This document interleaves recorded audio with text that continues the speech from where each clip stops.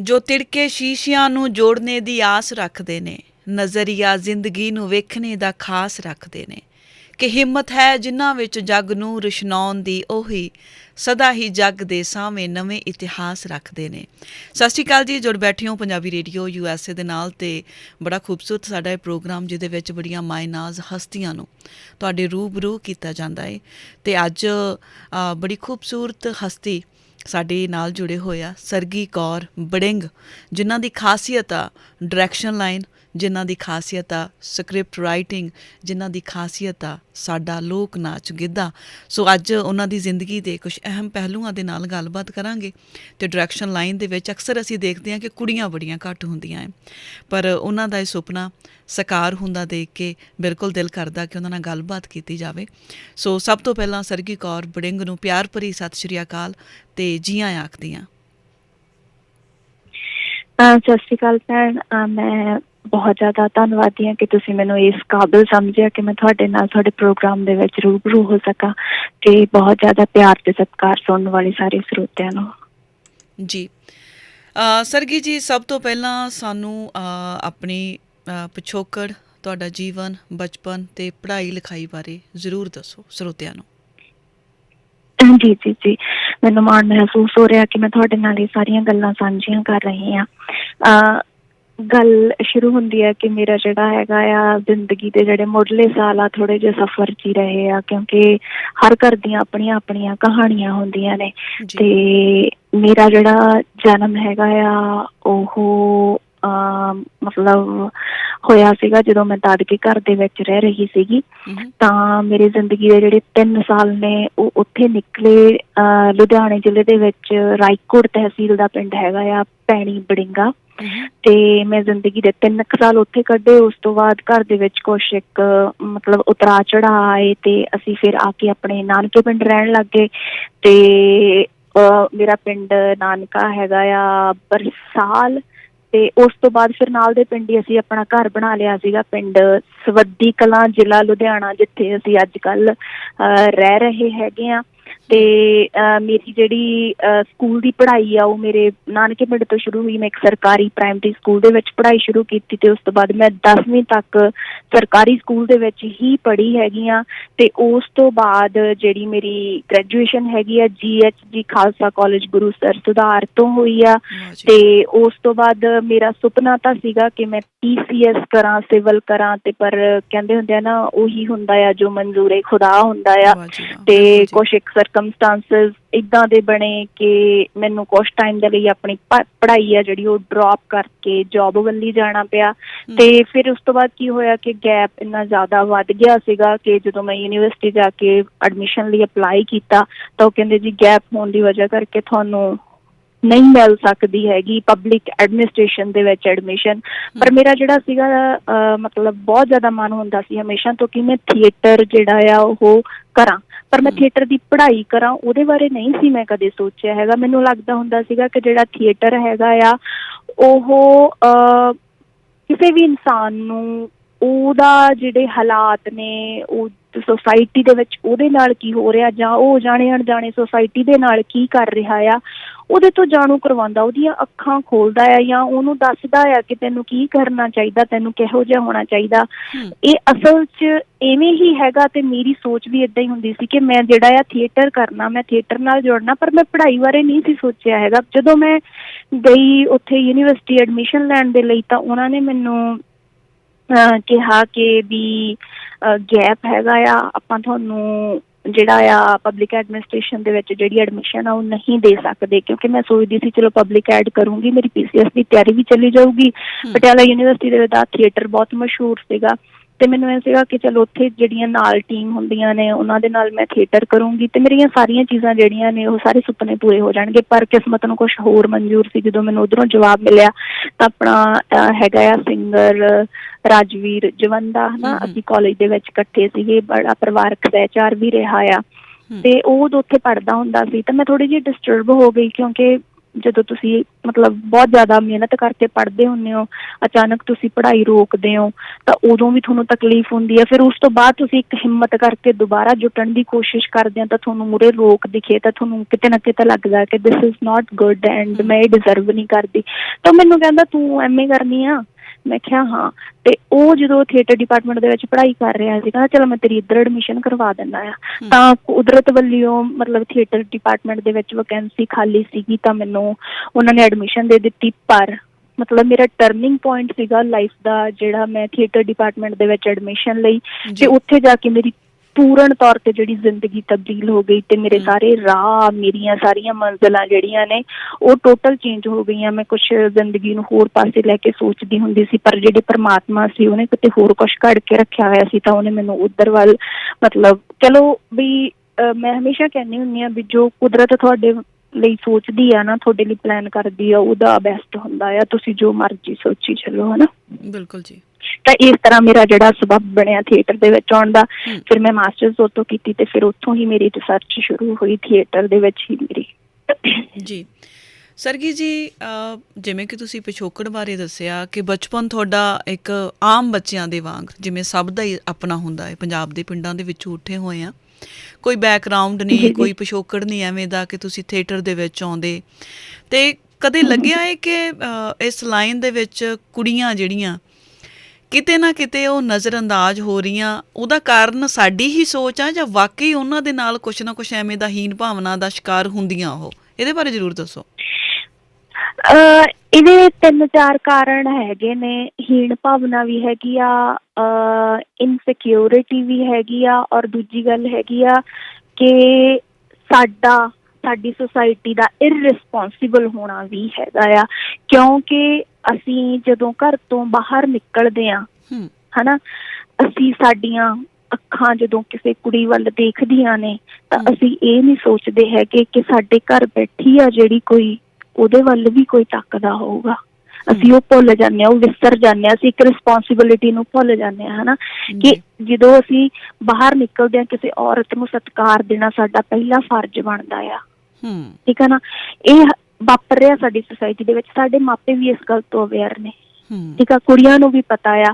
ਤੇ theatre film line ਇੱਕ ਏਦਾਂ ਦੀ ਫੀਲਡ ਆ ਜਿਹੜੀ ਕਿ ਬਹੁਤ ਚੰਗੀ ਆ, ਪਰ ਮਾਪੇ ਡਰਦੇ ਨੇ, ਠੀਕ ਆ। ਉਹਨਾਂ ਨੂੰ ਏਦਾਂ ਲੱਗਦਾ ਆ ਕਿ ਇੱਕ ਬੋਲਡ ਕਿਸਮ ਦੀ ਫੀਲਡ ਹੈਗੀ ਆ, ਉੱਥੇ ਜਾਵਾਂਗੇ ਉੱਥੇ ਤਾਂ ਵੈਸੇ ਹੀ ਲੋਕਾਂ ਨੇ ਬਹੁਤ ਟੈਗ ਲਾਉਣੇ ਆ ਤੁਹਾਡੇ ਤੇ, ਠੀਕ ਆ ਨਾ। ਪਰ ਜੇ ਤੁਹਾਡੇ ਨਾਲ ਕੁਛ ਏਦਾਂ ਦਾ ਵਾਪਰ ਗਿਆ ਤਾਂ ਫਿਰ ਅਸੀਂ ਆਪਦਿਆਂ ਨੂੰ ਕੀ ਜਵਾਬ ਦੇਵਾਂਗੇ, ਜਿਨ੍ਹਾਂ ਤੋਂ ਲਗਭਗ ਅੱਜ ਬਹੁਤ ਚੇਂਜ ਆ ਗਿਆ ਹੋਇਆ ਆ। ਪਰ ਜਦੋਂ ਅਸੀਂ ਸ਼ੁਰੂ ਕੀਤਾ ਸੀ ਉਦੋਂ ਤਾਂ ਇੱਕ ਕਿਸਮ ਦਾ ਇਵੇਂ ਹੁੰਦਾ ਸੀਗਾ ਕਿ ਤੁਹਾਡੇ ਰਿਸ਼ਤੇਦਾਰ ਮੂੰਹ ਜੋੜ ਕੇ ਗੱਲ, ਇਹ ਕਿਹੜੀ ਪੜ੍ਹਾਈ ਆ, ਇਹ ਕਿਹੜੀ ਪੜ੍ਹਾਈ ਆ ਜਿਹੜੀ ਤੁਸੀਂ ਕਰਨ ਲੱਗੇ ਆ, ਹਨਾ। ਕਿਉਂਕਿ ਲਿਟਰਲੀ ਮੇਰੇ ਨਾਲ ਵੀ 1-2 ਵਾਰ ਏਦਾਂ ਹੋਇਆ। ਅਦਰਵਾਈਜ਼ ਮੇਰੀ ਫੈਮਿਲੀ ਬਹੁਤ ਸਪੋਰਟਿਵ ਆ।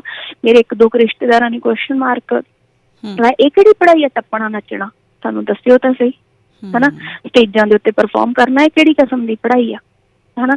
ਪਰ ਮੇਰੇ ਘਰ ਦੇ ਬਹੁਤ ਸਿਆਣੇ ਸੀਗੇ ਤੇ ਉਹਨਾਂ ਨੇ ਬਹੁਤ ਸੋਹਣੇ ਤਰੀਕੇ ਨਾਲ ਜਵਾਬ ਦੇਣਾ ਨਾ। ਤੇ ਹੌਲੀ ਹੌਲੀ ਪਰਮਾਤਮਾ ਨੇ ਵੀ ਐਵੇਂ ਸੁਣਿਆ ਕਿ ਜਿਹੜੇ ਰਿਸ਼ਤੇਦਾਰ ਉਦੋਂ ਕਹਿੰਦੇ ਹੁੰਦੇ ਸੀ ਇਹ ਕਿਹੜੀ ਕਿਸਮ ਦੀ ਪੜ੍ਹਾਈ ਆ, ਉਹ ਅੱਜ ਉਹੀ ਮਾਣ ਕਰਦੇ ਨੇ। ਬਿਲਕੁਲ ਜੀ, ਹਨਾ। ਫਿਰ ਦੂਜੀ ਗੱਲ ਹੈਗੀ ਆ ਕਿ ਜਿਹੜੀਆਂ ਹੈਗੀਆਂ ਨੇ ਆਪਣੀਆਂ ਕੁੜੀਆਂ ਨੇ, ਠੀਕ ਆ, ਮੈਂ ਹਮੇਸ਼ਾ ਕਹਿੰਦੀ ਹੁੰਦੀ ਆ ਉਹ ਥੋੜ੍ਹੀਆਂ ਸੈਂਸਿਟਿਵ ਹੁੰਦੀਆਂ ਨੇ, ਠੀਕ ਆ। ਉਹ ਛੇਤੀ ਕਿਤੇ ਕਿਸੇ ਗੱਲ ਦਾ ਜਵਾਬ ਨਹੀਂ ਦੇ ਪਾਉਂਦੀਆਂ ਹੈਗੀਆਂ। ਤਾਂ ਉਹ ਹਮੇਸ਼ਾ ਇਹ ਮਤਲਬ ਕਹਿੰਦੇ ਹੁੰਦੇ ਸੌਖਾ ਰਸਤਾ ਚੁਣਦੀਆਂ ਨੇ ਕਿ ਉਹ ਰਾਹ ਹੀ ਨਾ ਜਾਓ ਜਿੱਥੇ ਸਾਨੂੰ ਲੱਗੇ ਕਿ ਸਾਨੂੰ ਔਕੜ ਆਊਗੀ। ਕਿਉਂਕਿ ਜਦੋਂ ਮੈਂ ਡਿਪਾਰਟਮੈਂਟ ਦੇ ਵਿੱਚ ਗਈ ਸੀਗੀ, ਅਸੀਂ 30-35 ਸਾਡੇ ਸੈਕਿੰਡ ਈਅਰ ਦੇ ਵਿੱਚ ਸੀ ਤੇ ਜਿਹੜਾ ਸਾਡੀ ਕਲਾਸ ਸੀਗੀ ਫਸਟ ਈਅਰ, ਕਿਉਂਕਿ ਕੰਬਾਈਨ ਹੋ ਜਾਂਦੀਆਂ ਨੇ ਉੱਥੇ ਥੀਏਟਰ ਦੇ ਵਿੱਚ ਜਿਹੜੀਆਂ ਕਲਾਸਿਸ ਹੁੰਦੀਆਂ ਨੇ, ਮਤਲਬ ਦੋਨੋਂ ਕਲਾਸਾਂ ਇੱਕ ਜਗ੍ਹਾ ਤੇ ਹੀ ਕੰਮ ਕਰਦੀਆਂ ਨੇ, ਅੱਡ ਨਹੀਂ ਕਰਦੀਆਂ ਹੈਗੀਆਂ। ਤਾਂ ਉਹ ਮੈਨੂੰ ਲੱਗਦਾ 35 ਜਾਣੇ ਸੀ ਤੇ ਉਹਨਾਂ ਦੇ ਵਿੱਚ 2 ਕੁੜੀਆਂ ਸੀਗੀਆਂ 35 ਮੁੰਡਿਆਂ ਦੇ ਵਿੱਚ, ਤੇ ਅਸੀਂ ਸੀਗੇ 14-15 ਜਾਣੇ ਤੇ ਸਾਡੇ ਵਿੱਚ 3 ਕੁੜੀਆਂ ਸੀਗੀਆਂ। ਮੀਨਜ਼ ਟੋਟਲ 40-50 ਜਾਣਿਆਂ ਦੇ ਵਿੱਚ ਸਿਰਫ 5 ਕੁੜੀਆਂ ਸੀਗੀਆਂ ਜੀ। ਉਦੋਂ ਤੇ ਉਹਦੇ 'ਚ ਵੀ ਇਵੇਂ ਹੁੰਦਾ ਸੀਗਾ ਕਿ ਜਿਵੇਂ ਐਕਟੀਵਿਟੀ ਕੋਈ ਹੋਣੀ ਆ ਤਾਂ ਕੁੜੀਆਂ ਨੇ ਹਮੇਸ਼ਾ ਐਕਸਕਿਊਜ਼ਿਸ ਦੇਣੇ ਕਿ ਅਸੀਂ ਨਹੀਂ ਕਰ ਸਕਦੀਆਂ ਹੈਗੀਆਂ, ਹਨਾ। ਤੇ ਕਿਤੇ ਨਾ ਕਿਤੇ ਕੁੜੀਆਂ ਵੱਲੋਂ ਵੀ ਲੈਕਿੰਗ ਹੈਗੀ ਆ, ਕਿਤੇ ਨਾ ਕਿਤੇ ਸੁਸਾਇਟੀ ਵੱਲੋਂ ਵੀ ਹੈਗੀ ਆ, ਕਿਤੇ ਨਾ ਕਿਤੇ ਜਿਹੜੇ ਸਾਡੇ ਕੋ-ਵਰਕਰ ਨੇ ਉਹ ਵੀ ਥੋੜਾ ਜਿਹਾ ਉੱਦਾਂ ਦਾ ਸਾਨੂੰ ਮਾਹੌਲ ਨਹੀਂ ਦੇ ਪਾ ਰਹੇ ਹੈਗੇ ਜਿੱਦਾਂ ਦਾ ਦੇਣਾ ਚਾਹੀਦਾ ਆ। ਉਹ ਰਾਦਰ ਦੈਨ ਇਹ ਸੋਚਣ ਦੇ ਕਿ ਇੱਕ ਜੈਂਡਰ ਆ, ਉਹ ਇਹ ਸੋਚਣ ਕਿ ਸਾਡੇ ਕੰਪੈਨੀਅਨ ਨੇ, ਸਾਡੇ ਵਰਗੇ ਨੇ, ਸਾਡੇ ਵਾਂਗੂ ਹੀ ਕੰਮ ਕਰਨ ਆਈਆਂ ਨੇ ਤੇ ਸਾਡੇ ਜਿੰਨਾ ਹੀ ਕੰਮ ਕਰਨਗੀਆਂ। ਬਿਲਕੁਲ ਜੀ। This is the only problem what I feel, ਜੋ ਮੈਨੂੰ ਲੱਗਦਾ ਹੈਗਾ ਆ। ਜੀ ਸਰਗੀ ਜੀ, ਜਿਵੇਂ ਤੁਸੀਂ ਦੱਸਿਆ ਕਿ ਬਤੌਰ ਵਿਦਿਆਰਥਣ ਤੁਸੀਂ ਥੀਏਟਰ ਦੇ ਵਿੱਚ ਜਾਂਦੇ ਹੋ, ਤੇ ਕਿਵੇਂ ਸਬੱਬ ਬਣਦਾ ਕਿ ਤੁਸੀਂ ਵੀਡੀਓ ਡਾਇਰੈਕਟ ਕਰਦੇ ਹੋ, ਤੁਸੀਂ ਆਪਣਾ ਲਘੂ ਫਿਲਮਾਂ ਦੇ ਵਿੱਚ ਵੀ ਜਾਂਦੇ ਹੋ, ਉਹ ਕਿਵੇਂ ਦਾ ਐਕਸਪੀਰੀਅੰਸ ਸੀ ਅਤੇ ਤੁਹਾਡੀ ਪਹਿਲੀ ਜਿਹੜੀ ਵੀਡੀਓ ਸੀ ਉਹ ਕਿਹੜੀ ਸੀ ਅਤੇ ਉਹ ਕਿਵੇਂ ਤੁਹਾਨੂੰ ਉਹ ਮੌਕਾ ਮਿਲਿਆ? ਜੀ ਜੀ ਜੀ, ਬਹੁਤ ਸੋਹਣਾ ਸਵਾਲ, ਔਰ ਮੈਨੂੰ ਮੇਰੇ ਤੋਂ ਪਹਿਲੀ ਵਾਰ ਇਹ ਗੱਲ ਪੁੱਛੀ ਗਈ ਆ। ਮੈਂ ਨਾ ਜਿਵੇਂ ਮੈਂ ਦੱਸਿਆ ਹੈ ਕਿ ਜਦੋਂ ਅਸੀਂ ਗਏ ਸੀਗੇ, ਮੈਂ 2010 ਦੇ ਵਿੱਚ theatre department Punjabi university Patiala ਦੇ ਵਿੱਚ ਐਡਮਿਸ਼ਨ ਲਈ ਸੀ। ਉਦੋਂ ਹਾਲੇ ਪੰਜਾਬੀ ਫਿਲਮਾਂ ਵੀ ਇੰਨੀਆਂ ਨਹੀਂ ਸੀ ਬਣਨ ਲੱਗੀਆਂ। ਮੇਰੇ ਹੁੰਦਿਆਂ ਦੀ ਗੱਲ ਆ, ਉਦੋਂ ਫਿਲਮ ਬਣੀ ਸੀਗੀ ਦਿਲਜੀਤ ਤੇ ਗਿੱਪੀ ਗਰੇਵਾਲ ਦੀ, ਮੈਨੂੰ ਹੁਣ ਨਾਮ ਨਹੀਂ ਯਾਦ ਆ ਰਿਹਾ ਹੈਗਾ, ਨੀਰੂ ਬਾਜਵਾ ਸੀਗੇ ਹਨਾ, ਸਾਡੇ ਉੱਥੇ ਹੀ ਸ਼ੂਟ ਹੋਈ ਸੀਗੀ। ਮਤਲਬ ਬਹੁਤ ਥੋੜੀਆਂ ਫਿਲਮਾਂ ਬਣਨੀਆਂ ਸ਼ੁਰੂ ਹੋਈਆਂ ਤੇ ਇੰਨਾ ਜ਼ਿਆਦਾ ਕੰਮ ਵੀ ਨਹੀਂ ਸੀ ਹੁੰਦਾ ਹੈਗਾ ਹਨਾ। ਤੇ ਫਿਰ ਜਦੋਂ ਉਦੋਂ ਪਹਿਲਾਂ ਫਿਲਮਾਂ ਨਹੀਂ ਸੀ ਹੁੰਦੀਆਂ, ਵੀਡੀਓਜ਼ ਬਣਦੀਆਂ ਹੁੰਦੀਆਂ ਸੀ, ਤਾਂ ਲੋਕਾਂ ਨੇ ਕਹਿਣਾ ਬਈ ਜਿਹੜੇ ਮਤਲਬ ਏਦਾਂ ਹੁੰਦਾ ਆ, ਕੁੜੀਆਂ ਨੂੰ ਅਸੀਂ ਕੰਮ ਨਹੀਂ ਦੇਣਾ, ਡਾਇਰੈਕਟਰ ਯੂਜ਼ ਕਰਦੇ ਨੇ, ਆਏ ਹੁੰਦਾ ਆ, ਇਹ ਹੁੰਦਾ ਉਹ ਹੁੰਦਾ ਹਨਾ, ਨਹੀਂ ਸੀ। ਤਾਂ ਮੇਰੇ ਦਿਮਾਗ ਦੇ ਵਿੱਚ ਕਿਤੇ ਨਾ ਕਿਤੇ ਗੱਲ ਫਿੱਟ ਹੋ ਗਈ ਕਿ ਕੁੜੀ ਨੂੰ ਇੱਕ ਸੇਫ ਜਗ੍ਹਾ ਦੇਣੀ ਆ, ਹੁੰਦਾ ਚਾਹੇ ਨਹੀਂ ਹੁੰਦਾ ਉਹ ਗੱਲ ਵੱਖਰੀ ਆ, ਪਰ ਇੱਕ ਮਿਸਾਲ ਸੈੱਟ ਕਰਨੀ ਆ ਕਿ ਵੀ ਕੁੜੀ ਆ ਜਿਹੜੀ ਉਹ ਕੰਮ ਕਰੇ ਜੋ ਉਹ ਕਰਨਾ ਚਾਹੁੰਦੀ ਆ। ਤਾਂ ਮੇਰੇ ਦਿਮਾਗ 'ਚ ਇਹ ਗੱਲ ਫਿੱਟ ਹੋ ਗਈ ਕਿ ਮੈਂ ਡਾਇਰੈਕਟਰ ਬਣਨਾ। ਆਉਂਦਾ ਕੁਛ ਵੀ ਨਹੀਂ ਸੀ, ਠੀਕ ਆ। ਜਿਵੇਂ ਉੱਥੇ ਮੋਸਟਲੀ ਜਾਂਦੇ ਹੁੰਦੇ ਨੇ ਜਦੋਂ ਐਕਟਿੰਗ ਸਿੱਖਣ ਜਾਂ ਥੀਏਟਰ ਡਿਪਾਰਟਮੈਂਟ ਦੇ ਵਿੱਚ, ਤਾਂ ਸਾਰਿਆਂ ਨੂੰ ਇਹ ਹੁੰਦਾ ਆ ਕਿ ਐਕਟਰ ਬਣਨਾ ਆ। ਬਹੁਤ ਘੱਟ ਹੁੰਦੇ ਨੇ ਜਿਹੜੇ ਸੋਚਦੇ ਨੇ ਕਿ ਡਾਇਰੈਕਟਰ ਬਣਨਾ ਆ ਜਾਂ ਰਾਈਟਰ ਬਣਨਾ ਆ। ਉਹ ਹੋ ਜਾਂਦਾ ਆ ਵੀ ਜੇ ਐਕਟਿੰਗ 'ਚ ਫੇਲ ਹੋ ਗਏ, ਚਲੋ ਡਾਇਰੈਕਸ਼ਨ 'ਚ ਚਲੇ ਜਾਓ, ਚਲੋ ਰਾਈਟਿੰਗ 'ਚ ਚਲੇ ਜਾਓ, ਕੁਛ ਤਾਂ ਕਰੀਏ ਹਨਾ, ਉਹੀ ਸਿਚੁਏਸ਼ਨ ਹੋ ਜਾਂਦੀ ਆ। ਤੇ ਪਰ ਮੇਰੇ ਦਿਮਾਗ 'ਚ ਪਹਿਲੇ ਦਿਨ ਤੋਂ ਹੀ ਇਹ ਸੀਗਾ ਕਿ ਮੈਂ ਡਾਇਰੈਕਟਰ ਬਣਨਾ ਆ, ਮੈਂ ਇੱਦਾਂ ਦਾ ਕੰਮ ਕਰਨਾ ਆ ਕਿ ਸਾਰੀਆਂ ਕੁੜੀਆਂ ਮੇਰੇ ਨਾਲ ਆ ਕੇ ਕੰਮ ਕਰ ਸਕਣ ਹਨਾ। ਤੇ ਮਤਲਬ ਵੀ ਹਰ ਇੱਕ ਨੂੰ ਏਦਾਂ ਹੋਵੇ ਕਿ ਮੈਂ ਆਪਣੇ ਸੁਪਨੇ ਆ ਜਿਹੜੇ ਉਹ ਜੀ ਸਕਦੀ ਹੈਗੀ ਆ। ਤਾਂ ਉਦੋਂ ਜਦੋਂ ਮੇਰਾ ਫਾਈਨਲ ਈਅਰ ਸੀ, ਸਾਡਾ ਵਾਈਵਾ ਹੋ ਰਿਹਾ ਸੀਗਾ, ਤੇ ਜਲੰਧਰ ਦੂਰਦਰਸ਼ਨ ਤੋਂ ਆਏ ਸੀਗੇ ਵਾਈਵਾ ਲੈਣ ਜੀ। ਉਹ ਕਹਿੰਦੇ, ਉਹਨਾਂ ਦਾ ਮੈਨੂੰ ਸਵਾਲ ਸੀਗਾ, ਕਹਿੰਦੇ ਹੁਣ ਪੜ੍ਹਾਈ ਕੰਪਲੀਟ ਹੋ ਗਈ, ਸਾਰਾ ਕੁਛ ਹੋ ਗਿਆ, ਤੇ ਉਹਨਾਂ ਨੇ ਪਹਿਲਾਂ ਮੈਨੂੰ ਐਕਟ ਕਰਕੇ ਮਤਲਬ ਕੋਈ ਇੰਪਰੋਵਾਈਜ਼ੇਸ਼ਨ ਕਰਨ ਨੂੰ ਕਿਹਾ ਤੇ ਮੈਂ ਕੀਤੀ। ਤੇ ਉਸ ਤੋਂ ਬਾਅਦ ਉਹਨਾਂ ਦਾ ਨੈਕਸਟ ਸੀਗਾ ਸਵਾਲ ਵੀ ਹੁਣ ਕੀ ਕਰਨਾ ਆ, ਨਿਕਲ ਕੇ ਕੀ ਪਲੈਨਿੰਗਸ ਨੇ ਤੁਹਾਡੀਆਂ? ਮੈਂ ਕਿਹਾ ਜੀ ਮੈਂ ਡਾਇਰੈਕਸ਼ਨ ਕਰੂੰਗੀ। ਤਾਂ ਯਕਦਮ ਉਹਨਾਂ ਦਾ ਕਹਿੰਦੇ ਵੀ ਤੇਰੀ ਸ਼ਕਲ ਵੀ ਠੀਕ ਹੈਗੀ ਆ ਤੇ ਤੇਰੀ ਐਕਟਿੰਗ ਵੀ ਮੈਨੂੰ ਮਤਲਬ ਇੰਨੀ ਮਾੜੀ ਨਹੀਂ ਲੱਗੀ ਹੈਗੀ ਹਨਾ, ਤੇ ਤੂੰ ਐਕਟਿੰਗ ਵੱਲ ਜਾ, ਤੂੰ ਡਾਇਰੈਕਸ਼ਨ 'ਚ ਕੀ ਕਰਨਾ? ਮੈਂ ਕਿਹਾ ਜੀ ਨਹੀਂ, ਮੇਰੇ ਕੋਲ ਕੋਈ ਜਵਾਬ ਨਹੀਂ ਸੀ, ਬਸ ਮੈਨੂੰ ਇੰਨਾ ਪਤਾ ਸੀ ਮੈਂ ਡਾਇਰੈਕਟਰ ਬਣਨਾ ਹਨਾ। ਔਰ ਉਦੋਂ ਤਾਂ ਜਿੰਨਾ ਹੁਣ ਆਮ ਹੋ ਗਿਆ ਵੀਡੀਓਜ਼ ਦੇ ਵਿੱਚ ਕੰਮ ਕਰਨਾ ਜਾਂ ਵੀਡੀਓਜ਼ ਬਣਾਉਣਾ, ਉਦੋਂ ਤਾਂ ਮਤਲਬ ਸਿਲੈਕਟਡ ਜੇ ਡਾਇਰੈਕਟਰ ਹੁੰਦੇ ਸੀਗੇ ਵੱਡੇ ਲੈਵਲ ਦੇ, ਕਹਿ ਲਓ ਹਨਾ, ਸਿੱਖੇ ਹੋਏ, ਮਨੋਜ ਪੁੰਜ ਹੋਰੀ ਏਦਾਂ ਦੇ ਕਰਕੇ ਹਨਾ, ਤੇ ਮਨਮੋਹਨ ਸਿੰਘ ਏਦਾਂ ਦੇ ਹਨਾ। ਤੇ ਉਹ ਜਿਹੜੀਆਂ ਗੱਲਾਂ ਸੀਗੀਆਂ ਪਤਾ ਨਹੀਂ ਕਿਉਂ ਮੇਰੇ ਦਿਮਾਗ ਦੇ ਵਿੱਚ ਅੰਦਰ ਜਿਹੜੀਆਂ ਸੀਗੀਆਂ ਉਹ ਪਨਪ ਰਹੀਆਂ ਸੀਗੀਆਂ ਜਾਂ ਕੁਛ ਵੀ ਹਨਾ। ਮੈਂ ਉਹਨਾਂ ਨੂੰ ਕਹਿਤਾ, ਮੈਂ ਕਿਹਾ ਮੈਂ ਤਾਂ ਡਾਇਰੈਕਸ਼ਨ ਕਰਨੀ ਆ। ਕਹਿੰਦੇ ਕਿਉਂ? ਮੈਂ ਕਿਹਾ ਬਸ ਮੈਂ ਡਾਇਰੈਕਸ਼ਨ ਕਰਨੀ ਆ, ਮੈਂ ਕੈਮਰੇ ਦੇ ਅੱਗੇ ਨਹੀਂ ਆਉਣਾ, ਮੈਂ ਕੈਮਰੇ ਦੇ ਪਿੱਛੇ ਰਹਿਣਾ ਆ ਹਨਾ। ਤੇ ਚਲੋ ਇਹ ਗੱਲ ਹੋ ਗਈ। ਉਸ ਤੋਂ ਬਾਅਦ ਮੇਰੀ PhD ਸ਼ੁਰੂ ਹੋਈ 2013 ਦੇ ਵਿੱਚ, ਫਰਵਰੀ ਦੇ ਵਿੱਚ ਮੇਰਾ ਕੋਰਸ ਵਰਕ ਕੰਪਲੀਟ ਹੁੰਦਾ ਆ ਤੇ ਆ ਕੇ ਮੈਂ ਜੋਬ ਕਰਨ ਲੱਗ ਜਾਂਦੀ ਆ। ਠੀਕ ਹੈ, ਠੀਕ ਆ। ਮੈਂ ਜਦੋਂ ਜੋਬ ਕਰਦੀ ਆ, ਇਹ ਹੈਗੀ ਆ ਸ਼ਾਇਦ ਤੁਸੀਂ ਇਮੀਗ੍ਰੇਸ਼ਨ ਫਰਮ ਸੁਣੀ ਹੋ, ਮੈਕਰੋ ਗਲੋਬਲ, ਮਾਲਵਾ ਦੇ ਵਿੱਚ ਕਾਫੀ ਪ੍ਰਸਿੱਧ ਆ, ਗੁਰਮਿਲਾਪ ਦੱਲਾ ਉਹਨਾਂ ਦੀ ਆ ਹਨਾ। ਤੇ ਅਸੀਂ ਬੈਠੇ ਤੇ ਮੈਨੂੰ ਏਦਾਂ ਸੀਗਾ ਵੀ ਪਹਿਲਾਂ ਫੈਮਿਲੀ ਪ੍ਰਾਇਰਟੀਜ਼ ਮੈਨੂੰ ਹਮੇਸ਼ਾ ਤੋਂ ਰਹੀਆਂ ਨੇ ਹਨਾ, ਤੇ ਉਹਨਾਂ ਦੇ ਲਈ ਮੈਂ ਜੇ ਕੁਛ ਕਰ ਸਕਦੀ ਹਾਂ ਤਾਂ ਉਹ ਮੈਨੂੰ ਸਭ ਤੋਂ ਵੱਧ ਖੁਸ਼ੀ ਦਿੰਦਾ ਆ। ਮੇਰੇ ਸੁਪਨੇ ਮੇਰੇ ਲਈ ਬਾਅਦ 'ਚ ਹੁੰਦੇ ਨੇ ਹਨਾ। ਮੈਂ ਜੋਬ ਕਰਨ ਲੱਗ ਗਈ, ਜੋਬ ਕਰਦੀ ਨੂੰ 2-3 ਸਾਲ ਲੰਘ ਗਏ ਹਨਾ ਜੀ। ਤੇ ਇਹ ਗੱਲ ਹੈਗੀ ਆ 15 ਦੀ, ਠੀਕ ਆ। ਜਦੋਂ ਮੈਂ ਉਹਨਾਂ ਕੋਲ ਜੋਬ ਕਰਨ ਲੱਗੀ ਆ ਤੇ ਕਰਦੇ ਕਰਾਉਂਦੇ ਕੀ ਹੋਇਆ, ਇੱਕ ਮੁੰਡਾ ਸੀਗਾ ਮੇਰਾ ਦੋਸਤ ਹਨਾ, ਉਹਦੇ ਨਾਲ ਮੇਰਾ ਵਧੀਆ ਸਹਿਚਾਰ ਸੀ ਤੇ ਸੋਹਣਾ ਗਾਉਂਦਾ ਸੀਗਾ, ਬਹੁਤ ਸੋਹਣਾ ਲਿਟਰੇਰੀ ਗਾਉਂਦਾ ਸੀਗਾ ਉਹ, ਹਨਾ। ਤੇ ਉਹ ਜਿਹੜੇ ਗੁਰਮਿਲਾਪ ਡੱਲਾ ਜੀ ਨੇ, ਉਹਨਾਂ ਦਾ ਵੀ ਲਿਟਰੇਚਰ ਨਾਲ ਕਾਫੀ ਅਟੈਚਮੈਂਟ ਆ ਹੈ। ਇੱਕ ਦਿਨ ਬੈਠੇ ਬੈਠੇ ਮੈਂ ਉਹਨਾਂ ਨੂੰ ਕਿਹਾ, ਮੈਂ ਕਿਹਾ ਵੀ ਉਹ ਮੁੰਡੇ ਦਾ ਗਾਣਾ ਬਣਿਆ ਪਿਆ ਪਰ ਉਹਨੂੰ ਕੋਈ ਰਿਲੀਜ਼ ਨਹੀਂ ਕਰ ਰਿਹਾ ਹੈਗਾ, ਵੀ ਜੇ ਤੁਹਾਡੇ ਧਿਆਨ ਦੇ ਵਿੱਚ ਕੋਈ ਬੰਦਾ ਹੋਵੇ, ਹਨਾ। ਉਹ ਮੈਨੂੰ ਪੈਂਦੇ ਹੀ ਕਹਿੰਦੇ ਉਹਨੂੰ ਤਾਂ ਮੈਂ ਕਰੂੰਗਾ ਲਾਂਚ, ਹਨਾ। ਤੇ ਉਸੇ ਮਤਲਬ ਅਸੀਂ ਪਲਾਨ ਕੀਤਾ, 3 ਦਿਨਾਂ ਦੇ ਵਿੱਚ ਕੰਪਨੀ ਰਜਿਸਟਰ ਕਰਾਈ ਵਾਈਟ ਨੋਟਸ ਦੇ ਅੰਡਰ। ਤੇ ਮੈਨੂੰ ਬਹੁਤ ਖੁਸ਼ੀ ਹੋਈ ਵੀ ਮਤਲਬ ਮੇਰੇ ਸੁਪਨੇ ਫਿਰ ਮੇਰੇ ਕੋਲ ਆ ਗਏ ਨੇ ਆਪਣੇ ਆਪ ਚੱਲ ਕੇ। ਵਾਹ ਜੀ ਵਾਹ। ਠੀਕ ਆ। ਤੇ ਉਹ ਮੈਨੂੰ ਐਂ ਲੱਗੇ ਵੀ ਜਿਵੇਂ ਮੇਰੀ ਕੰਪਨੀ ਬਣ ਰਹੀ ਹੋਈ ਆ, ਹਨਾ। ਤੇ ਮੈਂ ਉਹ ਮੇਰੇ ਜਿੰਨੇ ਵੀ ਲਿੰਕ ਸੀਗੇ, ਇੱਕ ਮੁੰਡਾ ਹੈਗਾ ਜਾਦੂ ਪਨੇਸਰ ਚੰਡੀਗੜ੍ਹ ਤੋਂ, ਯੈਲੋ ਸਕਾਈ ਫਿਲਮਸ ਵਾਲਾ, ਮੈਂ ਉਹਨੂੰ ਕਾਲ ਕੀਤੀ, ਉਹਨੇ ਸਾਰੇ ਜਿਹੜੇ ਲਾਇਸੈਂਸ ਵਗੈਰਾ ਸੀ, ਸਾਰੇ ਸਰਟੀਫਿਕੇਟ ਵਗੈਰਾ ਬਣਵਾ ਕੇ ਦਿੱਤੇ, ਹਨਾ। ਤੇ ਚਲੋ ਜੀ ਉਹ ਲਾਂਚ ਹੋ ਗਿਆ। ਉਸ ਤੋਂ ਬਾਅਦ ਉਹਨੇ ਸੈਕਿੰਡ ਜਿਹੜਾ ਆ ਆਰਟਿਸਟ ਬਾਉਂਡ ਕੀਤਾ, ਉਹ ਵੀ ਮੇਰਾ ਜਾਣਕਾਰ ਹੀ ਸੀਗਾ, ਮੇਰੇ ਨਾਲ ਦੋਸਤੀ ਸੀ। ਲਿਰਿਸਿਸਟ ਹੈਗਾ ਆ ਗੀਤਕਾਰ ਵਿੰਦਰ ਨੱਥੂ ਮਾਜਰਾ, ਜਿਹਦਾ ਉਹ ਗਾਣਾ ਸੀਗਾ ਲੰਘੇ ਪਾਣੀ ਵਾਂਗੂ ਦੂਰ ਹੋ ਗਿਆ ਸੱਜਣਾ ਵੇ, ਹਨਾ। ਹਾਂਜੀ ਹਾਂਜੀ। ਤੇ ਅਸੀਂ ਨਾ ਉਹਨਾਂ ਕੋਲੋਂ ਗੀਤ ਲੈਣ ਗਏ, ਉਹ ਜਿਹੜੇ ਮਤਲਬ ਉਹਨਾਂ ਦੇ ਸਾਰੇ ਕੰਮ ਨੂੰ ਦੇਖ ਰਹੇ ਸੀਗੇ, ਇੰਦਰਪ੍ਰੀਤ ਸੰਧੂ, ਹਨਾ, ਉਹਨਾਂ ਦੇ ਕਜ਼ਨ ਹੀ ਨੇ ਉਹ। ਅਸੀਂ ਦੋਨੋਂ ਜਾਣੇ ਲੈਣ ਗਏ ਗੀਤ ਉਹਨਾਂ ਤੋਂ। ਤਾਂ ਉਹਨੇ ਨਾ ਬਹੁਤ ਸੋਹਣਾ ਉਹ ਗਾ ਕੇ ਹਮੇਸ਼ਾ, ਤੇ ਸਾਰੀਆਂ ਉਹ ਗੀਤ ਲਿਖਣ ਦਾ ਜਿਹੜਾ ਉਹਦੀ ਕਹਾਣੀ ਪਿਛਲੀ ਸਾਰੀ ਉਹ ਦੱਸ ਕੇ ਉਹ ਕਰ ਰਿਹਾ। ਤਾਂ ਮੈਨੂੰ ਨਾ ਮੁੜਦੇ ਕਹਿੰਦੇ ਬਈ ਤੈਨੂੰ ਨੀ ਲੱਗਦਾ ਹੈਗਾ ਇਹ ਮੁੰਡੇ 'ਚ ਬਹੁਤ ਜ਼ਿਆਦਾ ਟੈਲੈਂਟ ਆ, ਹਨਾ, ਵੀ ਇਹਨੂੰ ਸਿੰਗਿੰਗ 'ਚ ਆਉਣਾ ਚਾਹੀਦਾ। ਮੈਂ ਕਿਹਾ ਮੈਨੂੰ ਵੀ ਲੱਗਦਾ। ਕਹਿੰਦੇ ਤੂੰ ਇਹਦੇ ਨਾਲ ਗੱਲ ਕਰ, ਹਨਾ। ਤੇ ਜਦੋਂ ਉਹਦੇ ਨਾਲ ਗੱਲ ਕੀਤੀ ਤੇ ਉਹ ਰੈਡੀ ਹੋ ਗਿਆ ਵੀ ਹਾਂ ਚਲੋ ਵੀ ਮੈਂ ਕਰਦਾ ਆ। ਤਾਂ ਉਹਦਾ ਜਿਹੜਾ ਪਹਿਲਾ ਗਾਣਾ ਸੀਗਾ, ਤਾਂ ਉਹਦੀ ਵੀਡੀਓ ਉਹਨਾਂ ਨੇ ਮੈਨੂੰ ਬਣਾਉਣ ਨੂੰ ਦਿੱਤੀ ਸੀ। ਵਾਹ ਜੀ ਵਾਹ। ਤੇ ਉਹਦੀ ਜਿਹੜੇ ਸੀਗਾ ਸਟੋਰੀ ਪਾਰਟ ਸੀਗਾ ਉਹ ਮੈਂ ਕੀਤਾ ਸੀ, ਤੇ ਸਟਿੰਕ ਪਾਰਟ ਕੀਤਾ ਸੀਗਾ ਆਪਣਾ ਮੁੰਡਾ ਹੈਗਾ ਆ ਵੀਡੀਓ ਡਾਇਰੈਕਟਰ ਸਟਾਲਨਵੀਰ। ਤਾਂ ਮੇਰੀ ਪਹਿਲੀ ਵੀਡੀਓ ਵਿਆਹ ਸੀਗੀ। ਤੇ ਉਸ ਤੋਂ ਪਹਿਲਾਂ ਜਦੋਂ ਯੂਨੀਵਰਸਿਟੀ ਦੇ ਵਿੱਚ ਰਹਿੰਦੇ ਹੁੰਦੇ ਸੀਗੇ, ਤਾਂ ਜਿਵੇਂ ਉੱਥੇ ਹੈਗੇ ਨੇ ਲੱਖਾ ਲਹਿਰੀ ਭਾਜੀ ਆ, ਤਾਂ ਉਹਨਾਂ ਨੇ ਮੈਨੂੰ ਜਿਵੇਂ ਕੋਈ ਵੀ ਕਰੈਕਟਰ ਹੋਣਾ, ਕੋਈ ਸ਼ਾਰਟ ਫਿਲਮ ਹੋਣੀ, ਤਾਂ ਉਹਨਾਂ ਨੇ ਮੈਨੂੰ ਹਮੇਸ਼ਾ ਮਤਲਬ ਰੈਫਰ ਕਰਨਾ। ਤਾਂ ਉਦੋਂ ਥੋੜਾ ਥੋੜਾ ਜਿਹੜਾ ਆ ਐਕਟਿੰਗ ਵਾਲੇ ਪਾਸੇ ਉੱਧਰ ਹੋਣਾ ਸ਼ੁਰੂ ਹੋ ਗਿਆ। ਐਕਟਿੰਗ ਤਾਂ ਮੈਨੂੰ ਅੱਜ ਤੱਕ ਵੀ ਜਿੰਨੀ ਵਾਰੀ ਵੀ ਕਿਸੇ ਨੇ ਕਰਾਈ ਆ, ਤਾਂ ਦੋਸਤਾਂ ਨੇ ਦੋਸਤੀ ਦੇ ਵਿੱਚ ਹੀ ਕਰਾਈ ਆ ਵੀ ਯੂ ਮਸਟ ਡੂ ਇਟ, ਹਨਾ, ਵੀ ਤੈਨੂੰ ਕਰਨੀ ਚਾਹੀਦੀ ਹੈਗੀ ਆ, ਤੂੰ ਐਕਟਿੰਗ ਕਰ ਸਕਦੀ ਹੈਗੀ ਆ।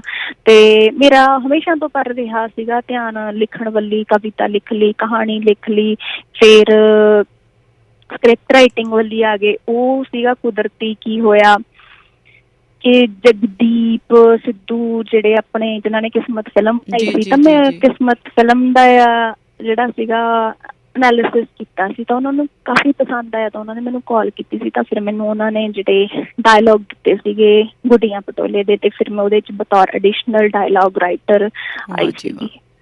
ਵਾਹ ਜੀ ਵਾਹ ਜੀ।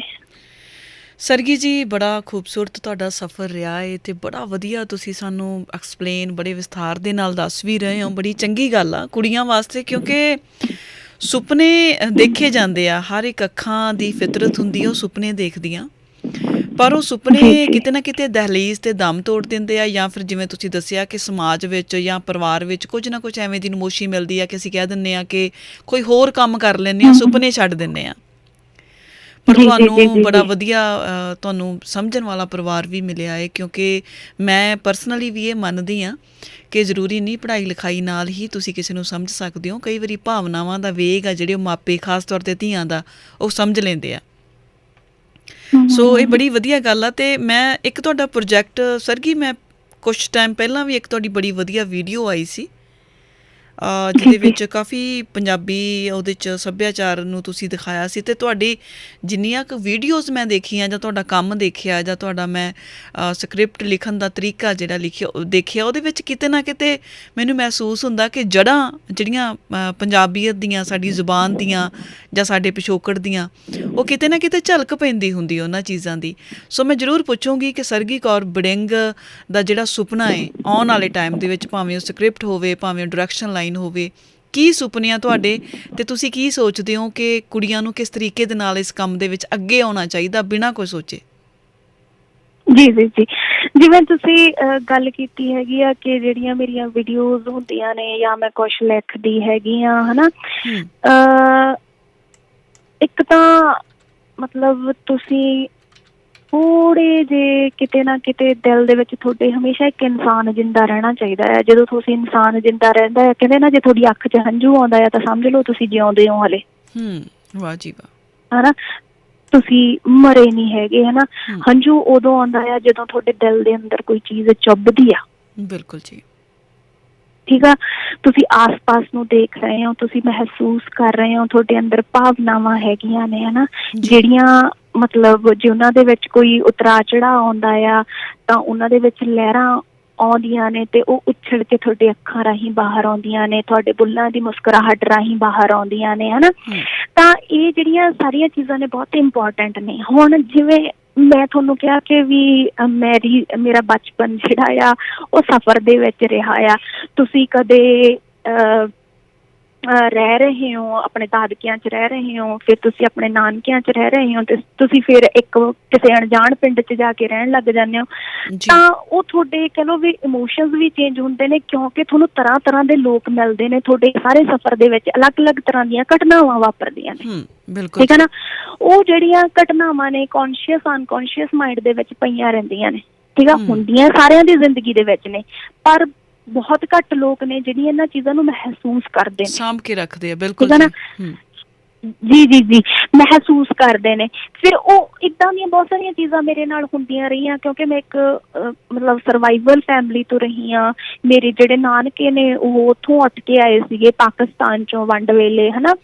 ਤੇ ਫਿਰ ਉਸ ਤੋਂ ਬਾਅਦ ਜਦੋਂ 84 ਦੀ ਮੂਵਮੈਂਟ ਆਈ, ਉਦੋਂ ਵੀ ਮਤਲਬ ਘਰ ਦੇ ਵਿੱਚ ਕਾਫੀ ਕੁਛ ਹਿੱਲਿਆ ਜੁਲਿਆ, ਹਨਾ। ਤੇ ਫਿਰ ਹੋਰ ਜਿਹੜੀਆਂ ਆਪਣੀਆਂ ਹੁੰਦੀਆਂ ਨੇ ਘਰਾਂ ਦੇ ਵਿੱਚ ਜ਼ਮੀਨਾਂ ਜਾਇਦਾਦਾਂ ਦੀਆਂ ਜਿਹੜੀਆਂ ਭਾਈ ਭਰਾਵਾਂ ਦੀਆਂ ਵੰਡਾਂ ਹੁੰਦੀਆਂ ਨੇ, ਹਨਾ, ਤੇ ਉਹਦੇ 'ਚ ਵੀ ਹਾਂ ਡਿਸਪਿਊਟਸ ਹੁੰਦੇ ਨੇ। ਉਹ ਸਾਰੀਆਂ ਚੀਜ਼ਾਂ ਜਿਹੜੀਆਂ ਨੇ ਨਾ, ਉਹ ਤੁਹਾਨੂੰ ਬਹੁਤ ਕੁਛ ਦੱਸਦੀਆਂ ਨੇ, ਤੁਹਾਨੂੰ ਬਹੁਤ ਕੁਛ ਸਿਖਾਉਂਦੀਆਂ ਨੇ ਵੀ ਤੁਸੀਂ ਕੀ ਕਰਨਾ, ਕੀ ਕਰਨਾ, ਕੀ ਨਹੀਂ ਕਰਨਾ। ਮੇਰੀਆਂ ਜਿਹੜੀਆਂ ਲਿਖਤਾਂ ਹੁੰਦੀਆਂ ਨੇ ਨਾ, ਉਹਨਾਂ ਦਾ ਮਕਸਦ ਮਤਲਬ ਸਿਰਫ ਤੇ ਸਿਰਫ ਲਿਖਣਾ ਨਹੀਂ ਹੁੰਦਾ। ਮੈਨੂੰ ਇਵੇਂ ਹੁੰਦਾ ਆ ਕਿ ਜੇ ਮੈਂ ਕੁਛ ਲਿਖ ਰਹੀ ਹਾਂ, ਉਹਨੂੰ ਪੜ੍ਹ ਕੇ ਕਿਸੇ ਦੇ ਦਿਮਾਗ 'ਚ ਕੋਈ ਵੀ ਗੱਲ ਕਲਿੱਕ ਕਰ ਜਾਵੇ ਕਿਸੇ ਇੱਕ ਬੰਦੇ ਦੇ ਵੀ, ਤਾਂ ਉਹਨੂੰ ਲੱਗੇ ਕਿ ਇਵੇਂ ਨਹੀਂ ਹੋਣਾ ਚਾਹੀਦਾ, ਮੈਨੂੰ ਇਵੇਂ ਨਹੀਂ ਕਰਨਾ ਚਾਹੀਦਾ, ਜਾਂ ਮੇਰੇ ਆਸ-ਪਾਸ ਇਵੇਂ ਤਾਂ ਨਹੀਂ ਹੋ ਰਿਹਾ, ਤਾਂ ਮੈਂ ਸੋਚਦੀ ਹੁੰਦੀ ਹਾਂ ਕਿ ਉਹ ਮੇਰੀ ਪ੍ਰਾਪਤੀ ਆ। ਠੀਕ ਆ।